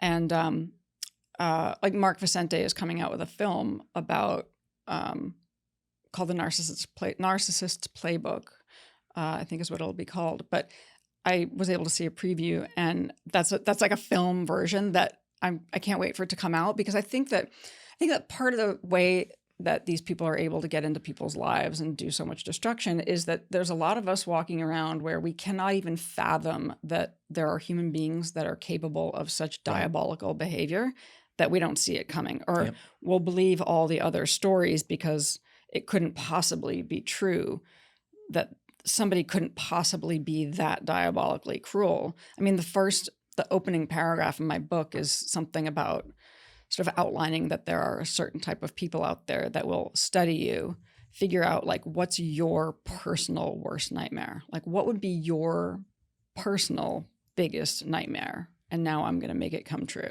And that's what they do. And then like when they're done with you and you're totally fucked over and possibly facing criminal charges, they're like on to the next person. And that's what they do. They feel nothing, and they never will. And so I think it's really hard for people to comprehend. And that's part of why so much, like classic victim blaming exists, because people kind of don't want to accept that that's possible and that could happen to them. So it's easier for them to be like, well, what did you do? Or how did you make that happen? Or how was it your fault? Because it's easier to make it my fault. But yeah, I think it's so, books like Confessions of a Sociopath, it hits home more that people like this really exist. And it's part of what I hope people will get out of my book too, is that this isn't like a novel or a story about a fictional sociopathic, dark, diabolical character. It's like, this is a real person who's still out there. That book you just mentioned, Confessions of a Sociopath, that sounds, I definitely want to read that. That's fascinating. It's really good. I mean, it's really well written. It's really chilling. I recommend it all the time. So what's her takeaway at the end? Like, I'm still a sociopath, so don't ever talk to me. I mean, I've read it twice and so long ago now that I don't really. It's just that you come away with it and it really sinks in, like on a visceral level, that these people exist. And she's, she writes it in a very self-reflective, exploratory way, and kind of asks and answers a lot of questions and explores a lot of things. Like, if there was a way for us in society to know who is a sociopath, what would we do? And how would we handle it? Because there's no reforming them. It's not like you're going to get them to suddenly have empathy. But like you said, it's also, we believe what we want to believe. And when we haven't encountered certain things, we assume that can't possibly be the case, which is what I found with a lot of your story too. And like, I'm sure everyone out there listening in some context understands exactly what we're talking about there, where it's just like, you kind of, and you hope it's not life altering, but you kind of have to be kicked in the ass once with the, hey, this person was not at all what they said they were. To know what that is. I hear it all the time, and it feels unfortunately very true. And that unless you've been through something like this, it's almost impossible to understand. And that's why, probably even in the comments to this, people will be like, she's making herself the victim. Like, just people say that all the time. Listen, people are going to cut because they just can't fathom. They can't fathom how this happens. But if you've been manipulated or duped in some way, or been through a relationship with somebody, either an extreme malignant narcissist or even like narcissist light, then you get it and you understand that this can happen. Yeah. What's even more interesting to me than like a book like that woman wrote, where it's literally called that, and you know that when you're reading it, what's more interesting to me is when I'll read a book written by someone and it's clear that they're a sociopath, and they don't realize that they just wrote it in all their own words because to them they're so crazy that they think it sounds right. And I'm not going to name names, but I've encountered that a couple times, and it's so fascinating. Oh, I'm curious. I'm like, you read this back and you thought that this makes you sound like the good guy. Yeah. Like, it's just so textbook. It's very interesting what people will reveal about themselves. And even sometimes I can't think of examples where on that level I've experienced that with someone in here. I mean, I see everyone's good and flaws in here. We're all people, but never on that level where it was revealed and the person like didn't realize it. But I've listened to other podcasts before, long form podcasts, where I'm like, this person would listen to this back and think that this sounds normal, and they just told me everything I need to know about them. And then I go look at the comment sections and I see I ain't the only one that had that takeaway. You know what I mean? Like, people can pick up on it when you see it for long enough, but it's a whole different thing to be on the outside of the aquarium looking in versus being one of the fish swimming in there. Oh yeah. It's a lot harder to see it and spot it when you're in the middle of it. And it now, I mean, I see it all the time now in other people too, but just from having been through it. Do you ever worry? I mean, I wouldn't blame you actually for having this bias on it, but do you ever worry that now you're someone who immediately looks for all the wrong in people, assuming it could go that route just because of what you've been through, versus like, you know what I mean? Like maybe overjudging people sometimes? No. I think I have to constantly remind myself to keep looking for red flags, because just my nature is such that, I mean, this happened to me multiple times. I think originally they had more about my prior relationship with this guy, Matthew, in Bad Vegan, and they cut it out. But I put a few chapters in my book. I mean, I was in a relationship with a guy. Was that the chef? Yeah. Okay. Yeah. And he certainly is an extreme version of that type of personality. I'm very cautious about what I say about people because he's kind of a litigious little fuck. So I don't want to call him certain things. Allegedly. Allegedly. He's allegedly litigious. Allegedly. But, and I even, I told come after me. Yeah. I was a bit more bold in like earlier versions of my draft. And then I just took stuff out and I was like, you know, I'm just going to put the stories of what happened in there and people can make their own judgments about his psychology and personality. Good call. But because I've stepped into that, and then it happened again in like a much more extreme way. And then even since then, I stepped into shit after that where it's like, holy shit, how does this keep happening to me? And then I noticed in all of my conversations and exposure to other people's stories and other people who've been through this, is very common for it to happen again and again. So now I'm hyper aware that, you know, I am wired in a way and my nature is such that I will tend to give somebody the benefit of the doubt. You know, I will rationalize their shitty behavior, or I will have a tendency to rationalize their shitty behavior.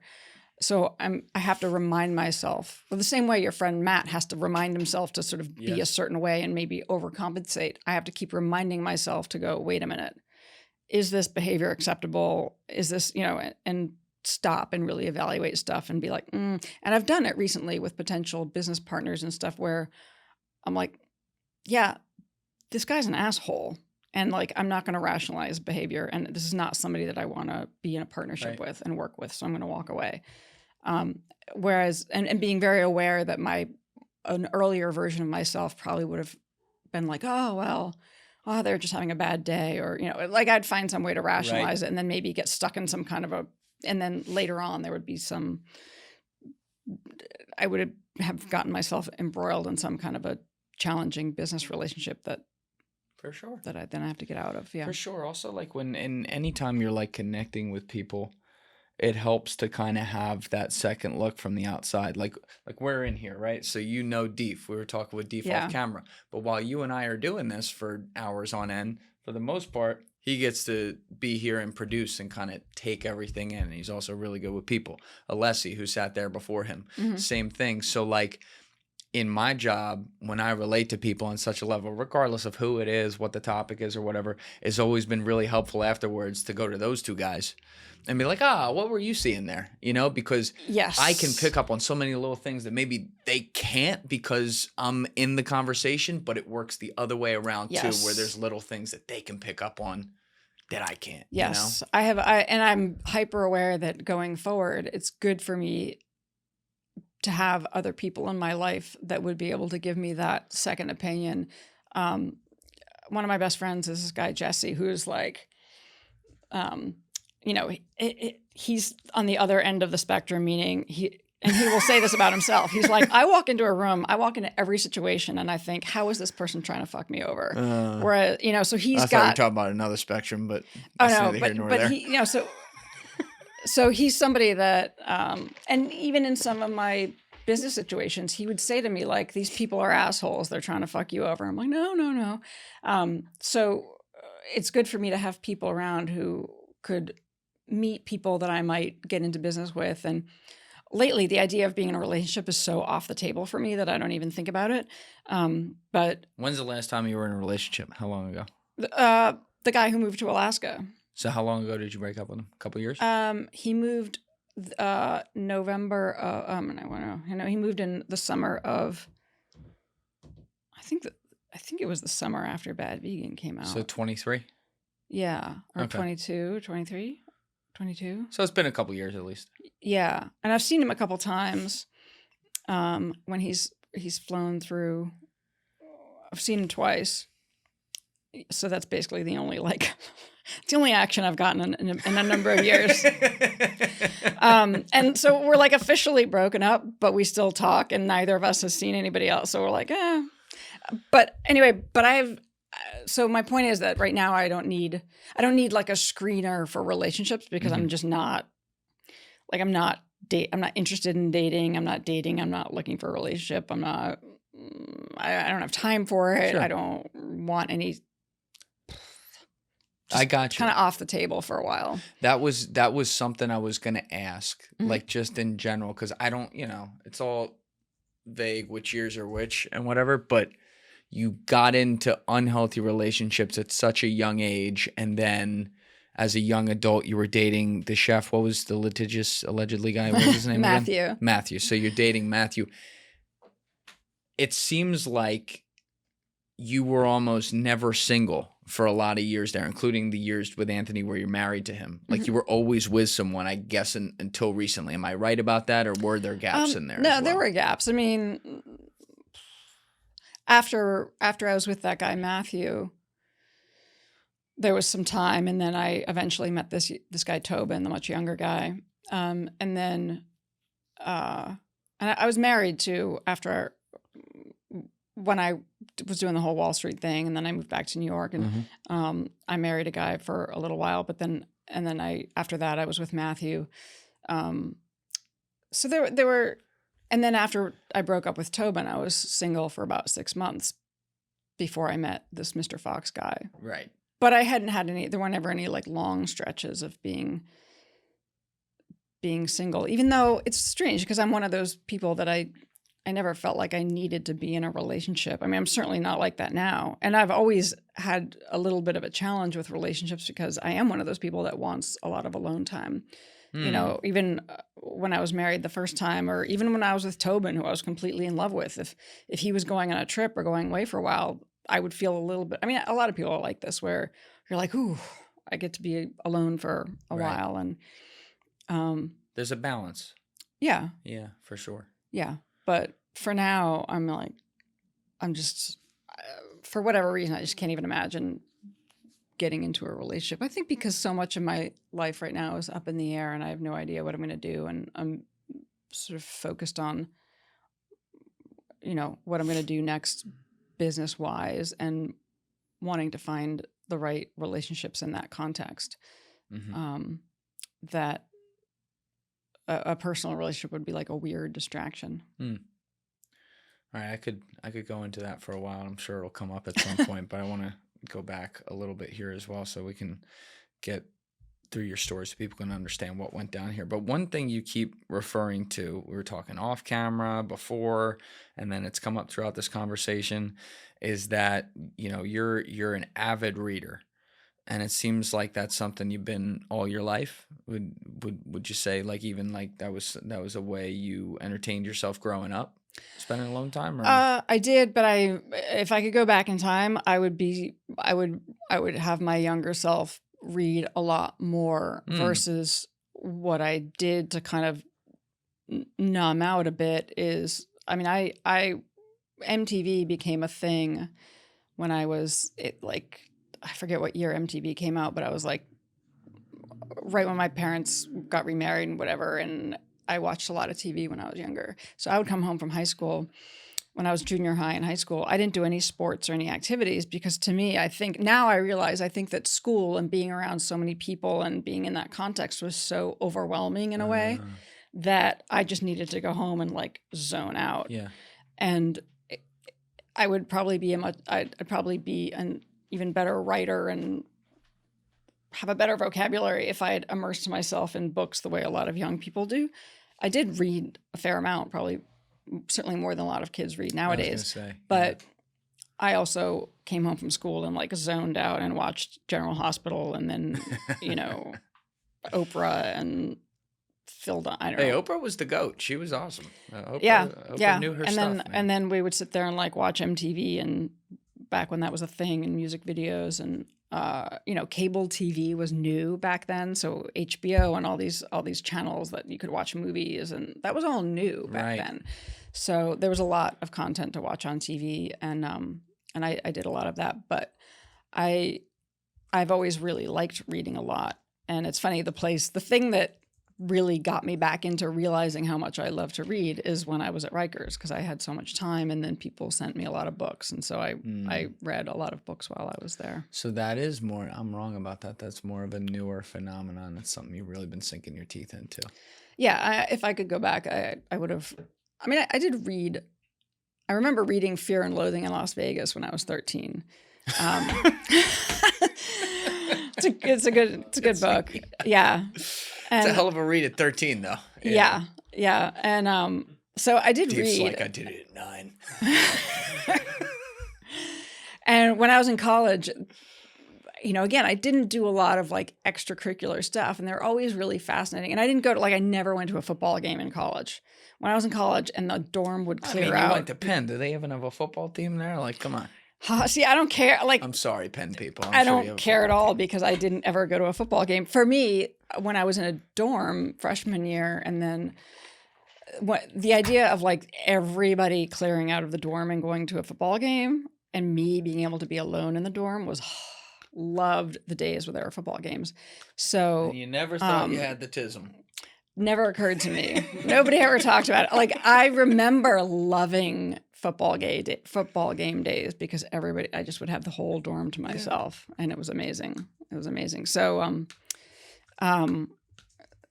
yeah. But I guess having that time at Rikers, I did remember how much I really like to read books, and I like actual books too. I mean, I have probably over 600 books in my apartment, and I'm like, I like the paper version. I underline throughout the books, and I like to hold on to them. And I feel like there's something comforting about, you know, I like, my favorite thing about my space and my apartment and my living room, and I like having books all around, and something feels comforting about it. It's like other people's stories. And, yeah.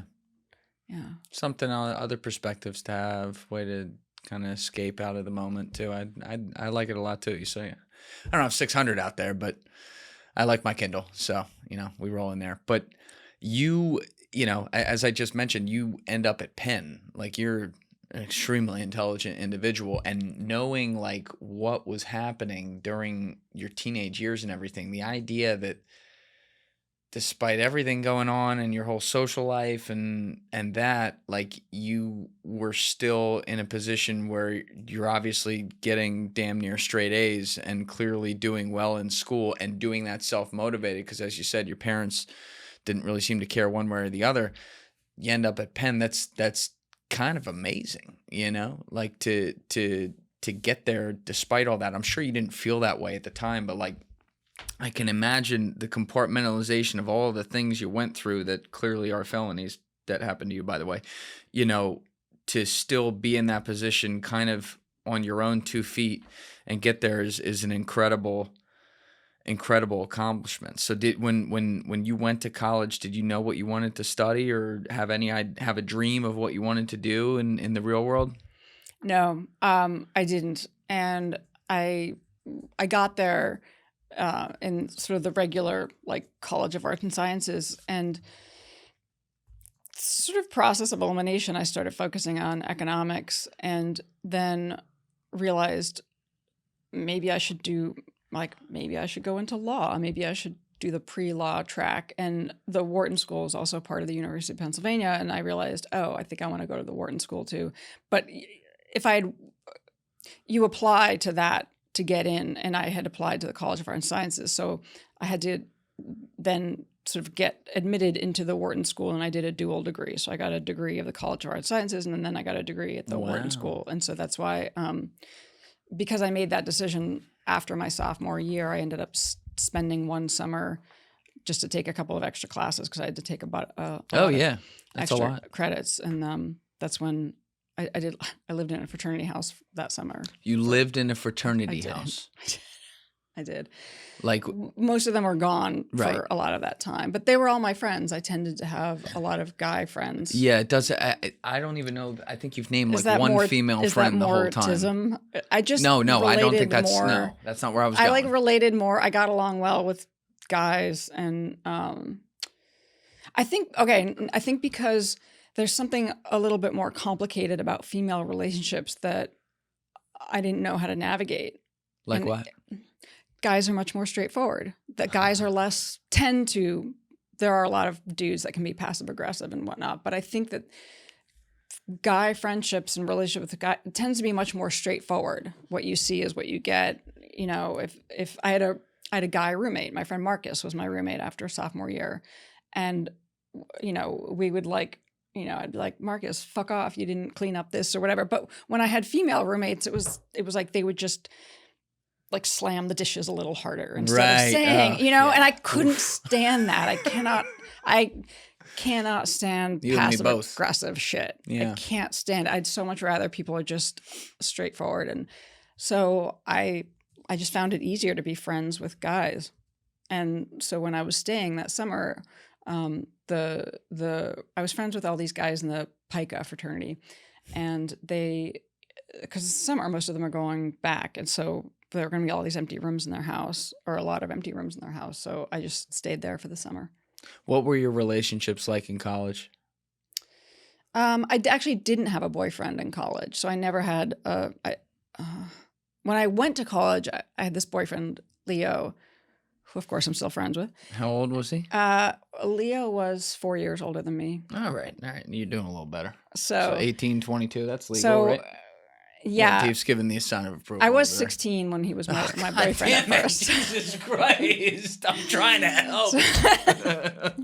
But, and so he was officially my boyfriend when I went to Penn, but then we ended up breaking up. But I never had I don't think the entire time I was at Penn, I don't think there was anybody there that I ever called my boyfriend. Okay. I mean, I dated guys and I hooked up with guys probably more than I should have or wanted to, but I never had like a boyfriend. And I'm thinking all of a sudden I'm like, did I? And now that person's going to be offended that I forgot about him. Yeah. So it's going through my mind right now.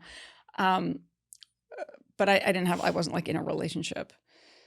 And also, you know, I took, a lot of people go to college and they just like party and classes are kind of an afterthought. But for me, it was important to me to do well in my classes. And that was kind of my focus. Yeah, obviously you had that importance before you even got there. So that makes sense that would follow over. And also, like, you're going to Wharton. It's the best business school maybe in the world, you know? It's pretty good. Yeah, I don't. And then so from there, it was like when I was at Wharton, everybody's kind of, what is everybody else shooting for? They're all aiming to work at one of the investment, to go into investment banking, if not investment banking, consulting, if not consulting, accounting. This is what, late 90s? I graduated in 94. Okay, so anywhere in the 90s, so, that makes sense. I just submitted my resume, did the whole thing, ended up working at Bear Stearns out of college. Now, so you're on the investment banking side. Were you doing like underwriting for M&As? What job did you come into? I ended up doing a lot of M&A deals. I ended up, you get hired as a group of analysts, and so you're working on whatever deals they give you. And I ended up over time, ended up working on deals in the technology group. And I was a hard worker. And so very often I ended up getting staffed on some of the more difficult deals because I think they could see that I had a lot of stamina. And so I'm like the person that's not going to break at 3 o'clock in the morning or pulling all-nighters working on these models and getting this shit done. So yeah, I imagine you're constantly doing, like in that job, it's 16-hour days all the time, right? Oh yeah, my first week was 111 hours. And twice I did all-nighters was normal, but twice I did dual all-nighters. So twice I did more than 50 hours in a row, like without sleeping. Wow. Yeah, could not do that now. I mean, but when you're young, and I was able to, it would take me harder to figure out like equations in Excel and building the models or whatever, but I could power through. Are you getting any chemical or powdery help with that, or? No, it's funny. I never did cocaine ever. Of all the weird shit that I did, I never did cocaine. I drank, when I was at Bear, I drank, right now I drank way too much Diet Coke. That's what kept me awake. Yeah, that's, and there was nobody was doing it. Adderall and Vyvanse. None of that stuff was around then. Yeah, it wasn't around then. They were just on the white stuff at that point. Yeah, which I never did cocaine. Nobody ever offered it to me. I never saw it. I mean, I'm sure lots of people were doing that stuff. But I believe you. I do. I think sometimes that's actually, because like the other thing is when people say Wall Street, it can mean 40 million different things. Yeah. So people were always asking me that. I'm like, first of all, I wasn't on that side of the business. Yeah. That was where it was more prevalent. Secondly, I got there way after like the good times were around or whatever. Yeah. It was like just such a fucking ass backwards bank at that point. But thirdly, even on like the IB side and stuff like that, like we joke about it, and certainly that stuff exists. But when I would meet some of those guys and be around them, sometimes I'd be like, oh yeah, that guy's pumping Adderall every 2 seconds. But a lot of times, like, it wouldn't be that way. And it would just be some dudes just working in spreadsheets and gets his shit done. And, I guess I don't know how many of those guys I met who really loved their job, but they worked on serious deals and they got compensated very, very well. Yeah, that's what I started to notice is that, first of all, I noticed that people there all looked way older than they are. Like the people that were more senior. Because time and time again, I would find out how old somebody was. And I would be like, Phil is, 35? Oh my God, I thought he was 50. Like, I said that to his face. Over and over again. No, I mean, I wasn't that kind of tism where I'd blurt out this, occasionally I've definitely put my foot in my mouth a bunch of times, but I'm not that, women are apparently much better at the whole sort of like social behavior and masking. Got it. So I wasn't blurting that stuff out to their face, but I was noticing, and I just was noticing that everybody looked miserable. Yeah. And I wasn't really, I'm like, I don't get the whole like having a house in the Hamptons and wearing expensive clothes. And I don't really, what am I doing here? And then I went from Bear Stearns to Bain Capital, for which I moved to Boston because they didn't have New York offices at the time. And I didn't want to leave New York, but Bain Capital was like, it's such a big deal. It's like if you got a job offer there, you go. Yeah. So, and Mitt Romney was there at the time. I was like, who's saying no to Mitt Romney? Right? Warm milk after work? Like, let's go. He was a genuinely really, really nice dude. and treated people really well and was a kind person. I will say that. I didn't vote for him, but he was a kind person. And people were definitely much happier there, but also, yeah, I didn't like get off on the thrill of the deal, and I just didn't feel like passion. Right. But I really wanted to move back to New York, and I missed New York a lot. I felt like New York was home. When you moved back? I didn't know there was going to be math. No. I was in my 20s. So I was 20 when I moved back to New York. I think I was 26. I bought an apartment, and then when I left Bain Capital, moved back to New York, bought an apartment on Avenue A, which back then was like sketchy neighborhood, and then I ended up working at a high yield fund. But when I was moving back, one of the guys at Bain we'd worked on a couple deals together, and he was like, "Why are you going to go work at a?" Because I said I'm going to work at a hedge fund, or I moved back to New York, and then I got a job. But I knew with my resume I would be able to get a job at like a hedge fund or something. I wasn't worried about that. So when he said, "What are you going to do?" and I said, "Oh, I'll work for a hedge fund," and he was like, "Why?" And he had noticed that I always talked about food and restaurants, and so like if we were going to travel on a deal, or I was always talking about where we're going to eat, or some new restaurants in the area, or what I was going to cook that weekend or something. So he said, "How come you don't go work in the food business in some capacity?" And it was this weird moment where I knew he was right.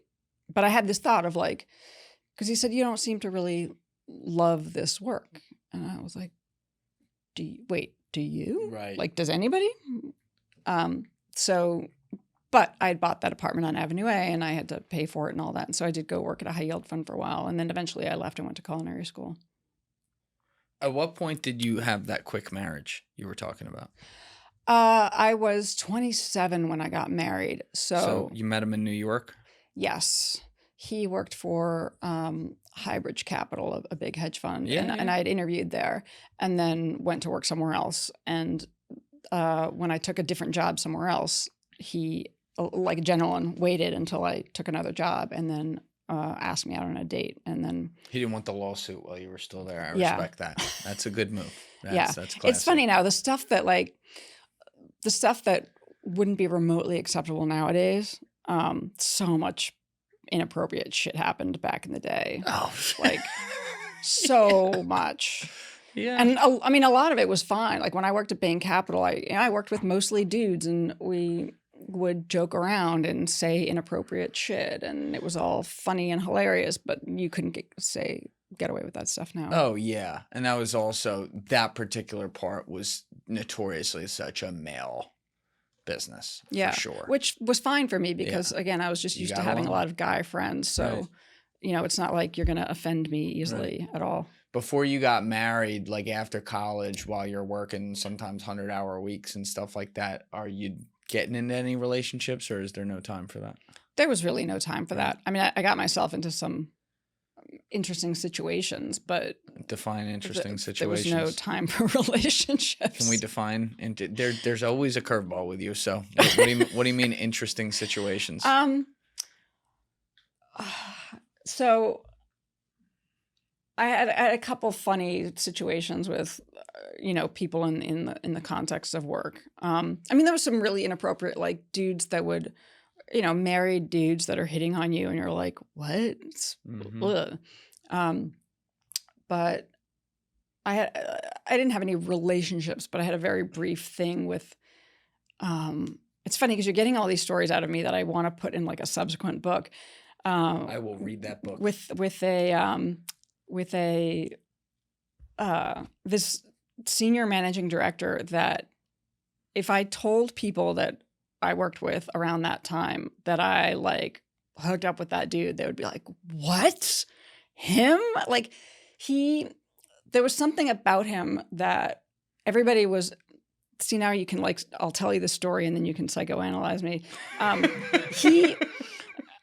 Everybody was afraid of him. And he was this quirky, weird dude that looked like, he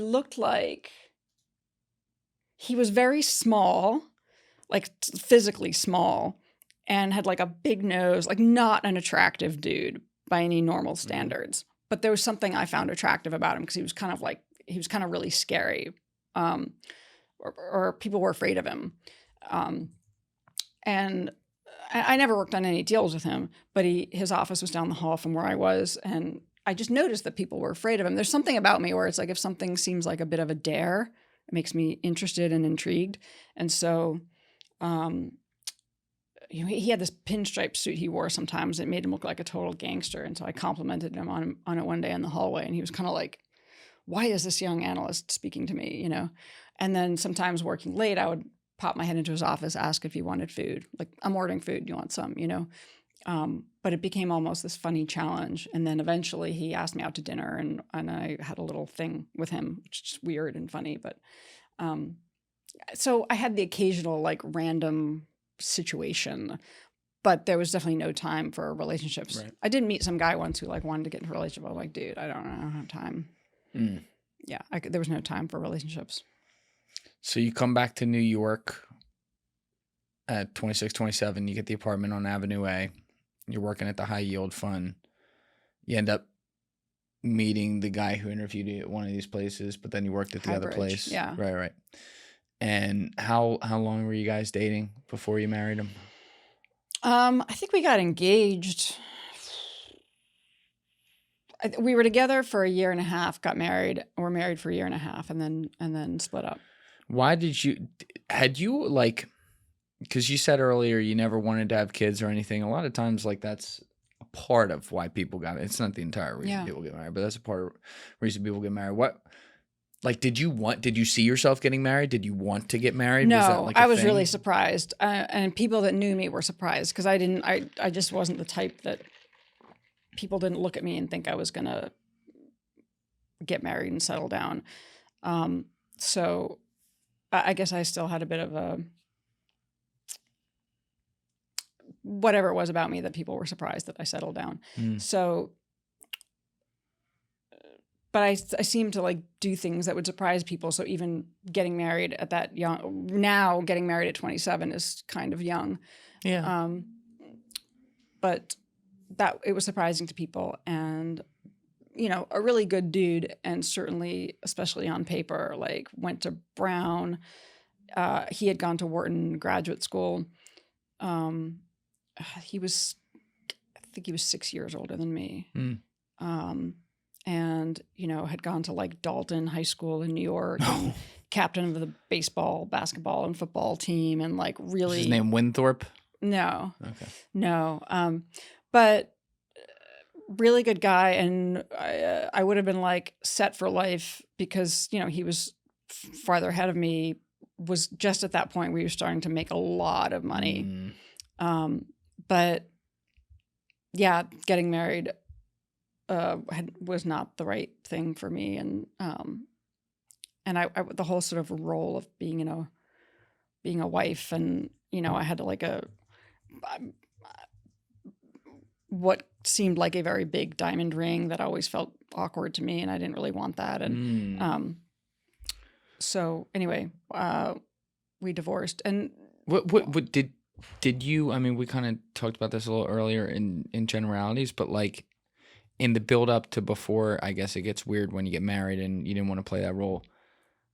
Like, was it more, hey, I'm at that point in life where I'm meeting someone, he's got a good thing going, I got a good thing going, I'm coming of age, like this is when you get married? Or was it more like, or settle down, I should say? Or was it more like, hey, I actually really like this guy, like there's something that not just the idea of him, but you were actually drawn to him? No, I think I was definitely in love with him, and certainly thought I'm going to marry this guy, and yay, no more dating, and we're going to be together, and this is great. And then, there's probably a reason why people should be together longer before they make that decision, because then at some point you realize, wait a minute, this wasn't quite right. And, and he also wasn't quite forthright with me. And when we divorced, he said, I just remember being like, what? He said, by the way, I can't wait to have kids. I just said I didn't want to have kids because you said you didn't want to have kids. I'm like, that's kind of a pretty fundamental, like you should be thanking me for wanting to not be in this marriage because now you can go forth in life and have kids. So you would, before you guys got married, even before you got was very engaged, open about the fact that I didn't want to have kids. And he was like, oh yeah, me neither. And I'm like, all right, cool. So, I mean, that right there tells you it's that a huge it wasn't difference. right. Huge difference. Like you don't lie. Yeah. So did it just like did you have a big wedding when you did it or? 140 people. All right. So yeah, regular wedding, families all involved, everything. Did it just like, I mean, I've talked to people before where it's like this, it can go either way. It's either great or not great, right? But you get married, you got the ring on your finger. You were talking about the literal physical look of it, but ignoring that, like, it just changes. Like the whole dynamic changes to where you're like, oh, this is like legal now. And it puts this thing on it. Was that a part of it? Because, you know, you were only married a year and a half and it sounds like you were the one who said, I can't do this anymore. Did it just like overnight kind of suddenly be like, nah, this is different now. I don't want this? No, it wasn't overnight. It took a while for sort of issues to develop. And it didn't really have anything to do with, I think, the fact that we had taken the step to get married, other than it creates this weird extra layer of you feel almost guilty or bad getting divorced so quickly because you're like, oh, all those people that like flew out for my wedding and gave us wedding presents and they were all there and witnessed it. And now it's like, never mind. It just feels weird. Like there's all this added pressure of how it looks when you get divorced after a large wedding. So that, but I don't think it was the fact that we got married that made the dynamics of it necessarily change. But it did certainly, I mean, I feel like, especially because I was somebody that didn't want to have kids, it's like, why, I wouldn't feel the need to ever marry somebody again. Right. Or I can see why a lot of long-term relationships, you know, like there's some Hollywood relationships where they never got married or like Kurt Russell and Goldie Hawn, like a lot of the ones that have lasted throughout the years, or like Sting and Trudy Styler. I think they eventually got married, but like not, you know, way later. It's sort of like, why? What's the point? Yeah, I think with them, there's also the dynamic of being, you know, the proverbial animals in the zoo where everyone's just poking on the cage all the time and you can't get privacy. And especially when you're both like actors or something, one's flying to this part of the world for 6 months to film, the other one's, you know what I mean? Like there's a whole nother dynamic there. But when you did make the decision to be like, okay, this isn't working, I'm leaving, were you sad? Was there like or were you just very resolute about it? I mean, I was sad and it was heartbreaking in a way because it's not like I didn't care for him suddenly, and it's not like he'd behaved like a monster or anything like that. So I was very sad and it was painful. And it was very difficult knowing that I was causing him a lot of pain too. That was really hard. Mm-hmm. It sounds like this guy, your first husband, breaks a lot of the patterns of some of the other people you were with, though. It sounds like he wasn't this like controlling guy or anything like that. Like you speak of him like he was a pretty good guy, and it just didn't work for you. Do you ever wonder if that's like part of it? If like you're drawn to the tragedy a little bit, or drawn to the chaos, I should say? I don't think I'm drawn to the chaos. I think that, I mean, one thing I noticed that I became very aware of is that it seemed like I would go from good, decent human being, because then after that I ended up with Matthew. So it's like, and then after Matthew it was Tobin, who was like the really, really good, like pure, good soul, good person. And then like sociopath. So I had this sort of like on and off hot, cold thing where, and so probably having been with, you know, super good dude who's now in Alaska, maybe that's part of why I'm like, no, because I don't want to repeat that pattern of like ending up with the psycho again. I don't know.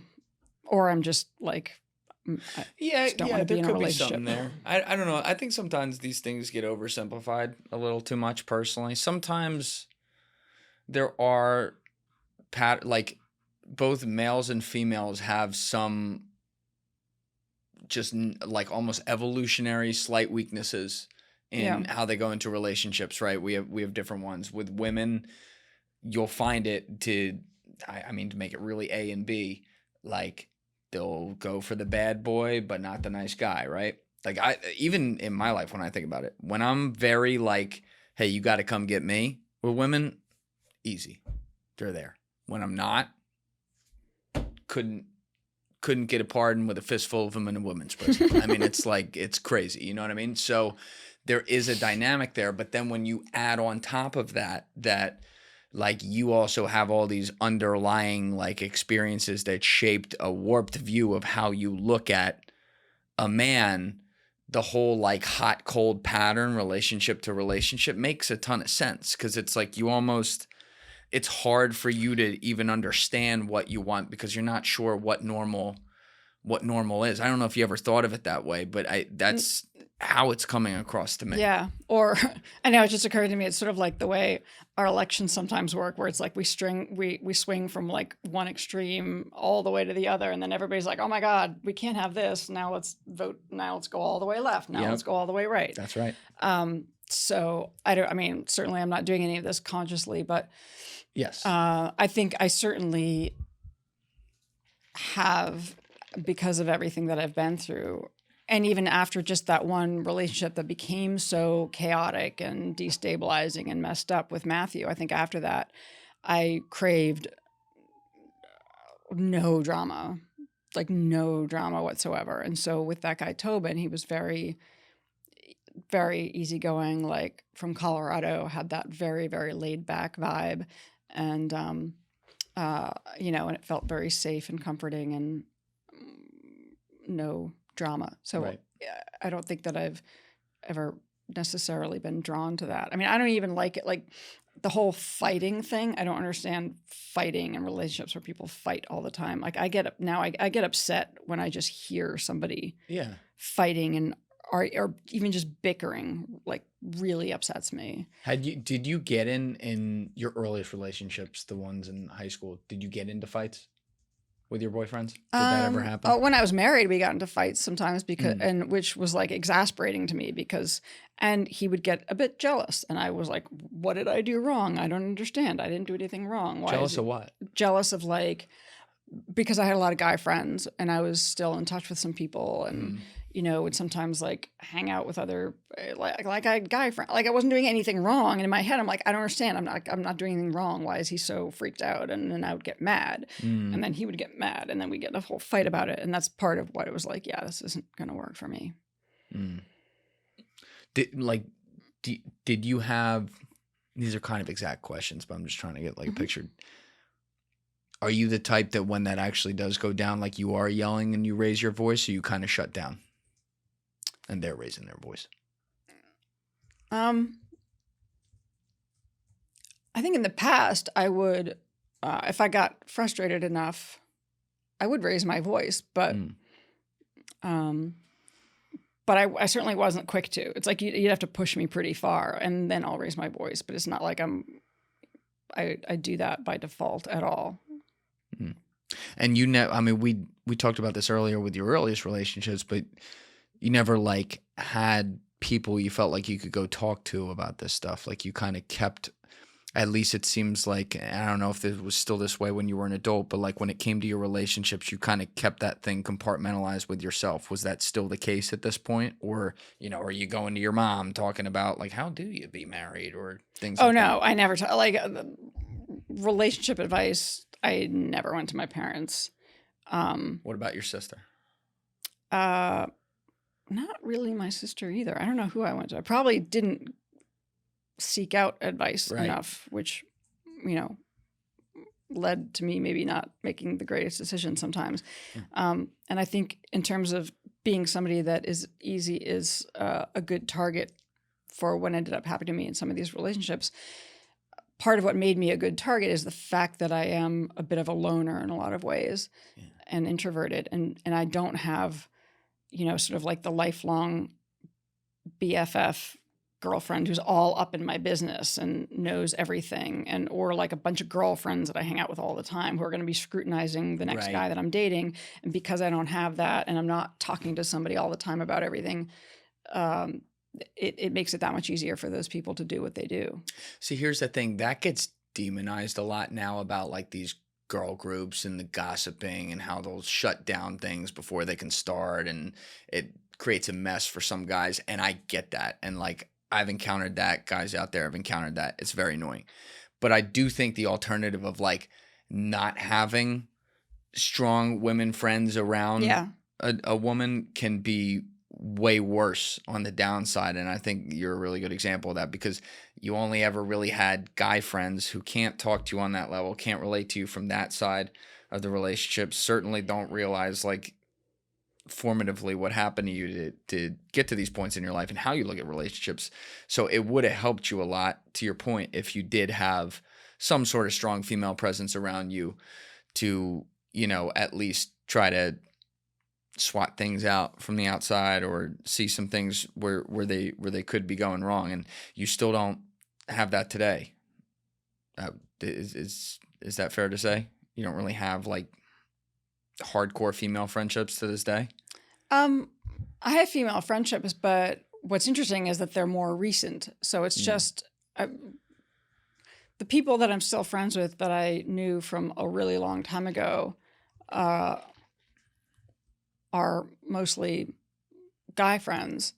But I don't have, the female friends I have now are sort of more recent female friends. So yeah. And I think because I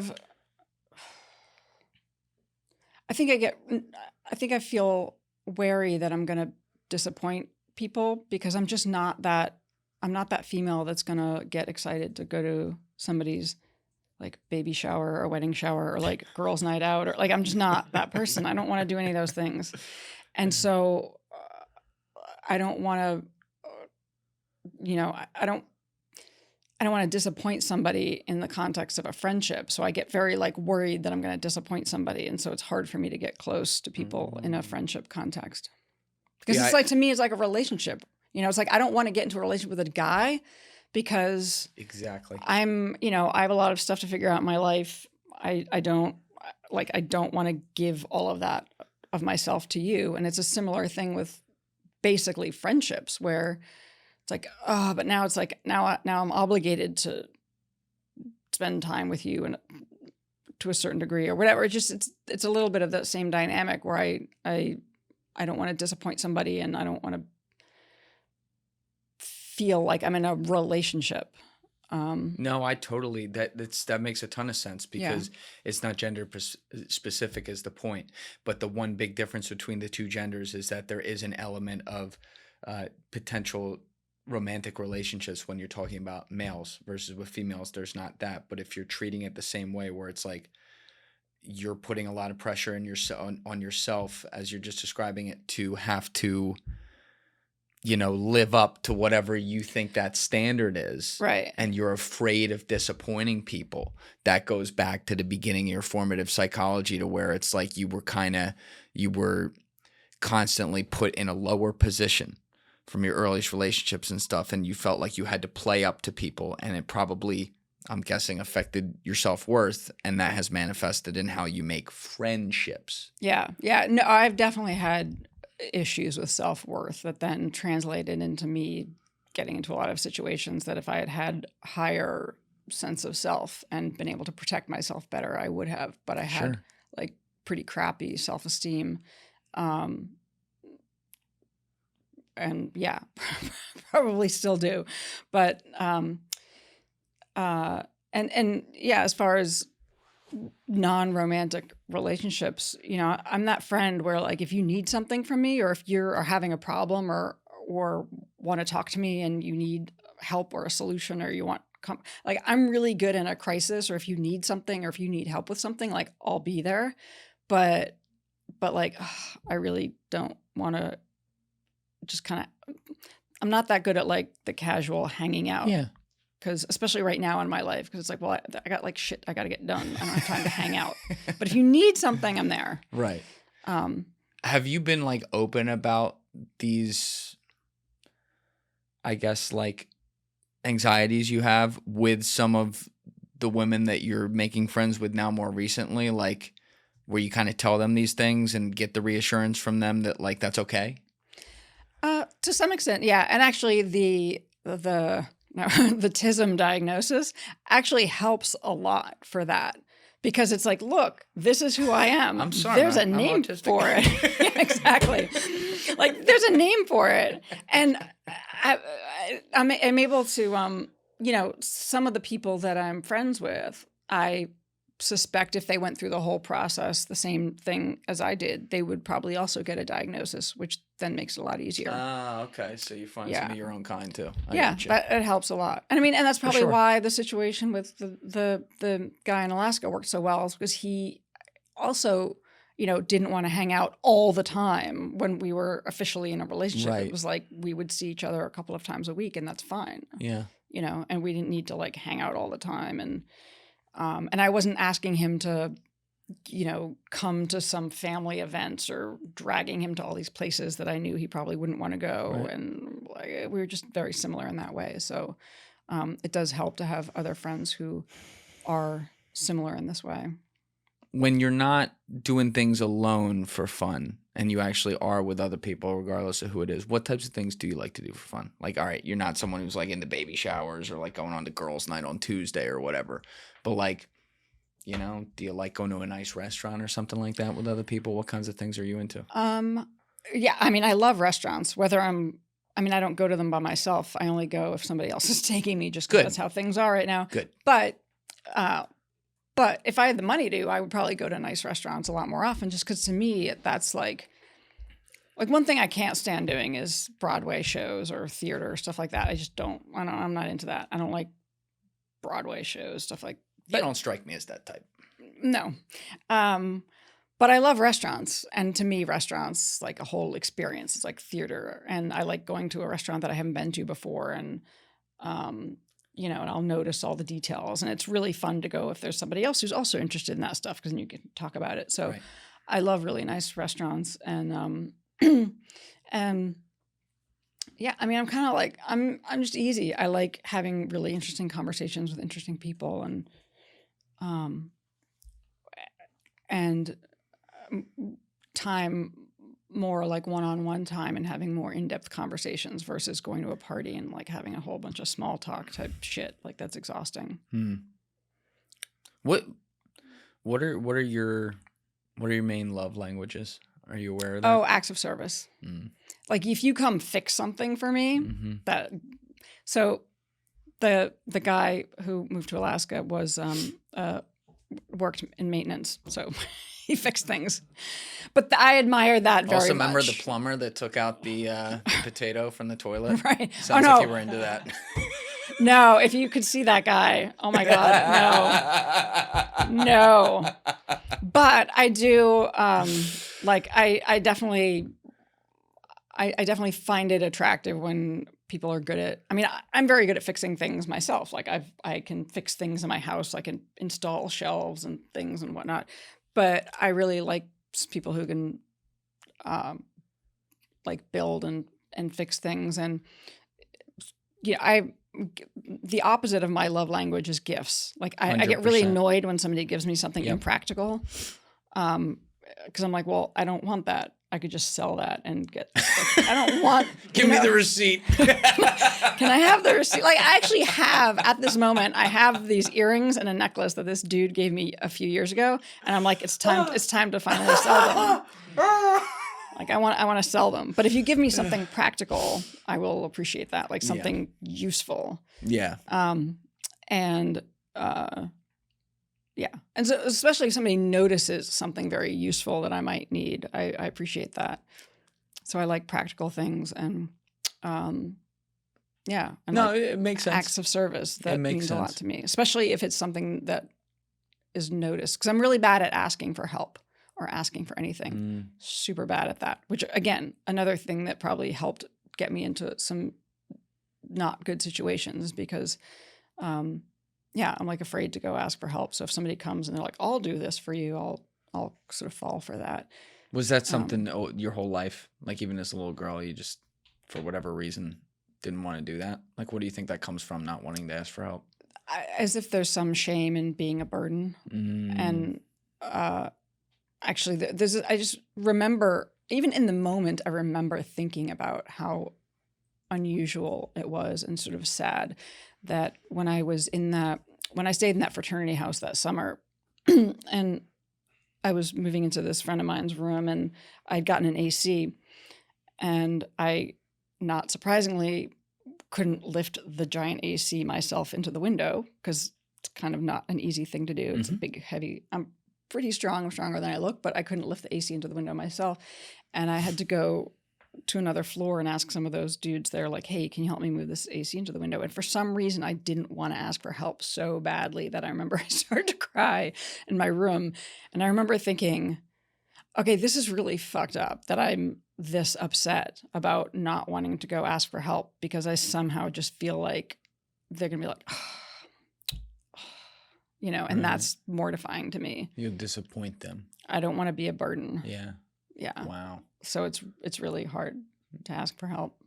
It makes sense because I always try to, with people, because you can learn a lot about everyone regardless of who it is, like try to figure out what makes them tick. And like the love languages are such a brilliant like invention, like how that really does clock to us. And I'm like, all right, there's no way that she's gifts. There's no way she's quality time. We know that. And probably not physical touch. So the only things we're looking at here are service and affirmation. I would guess that there's probably, because usually people have at least two dominant ones. There's one that's the most dominant. So acts of service makes 100% sense. But I would guess also the fact that it, righteously so, kind of bothered you that, you know, you would do the right things and your parents wouldn't give you credit on that. And obviously you found out later it wasn't for the wrong reasons. Yeah.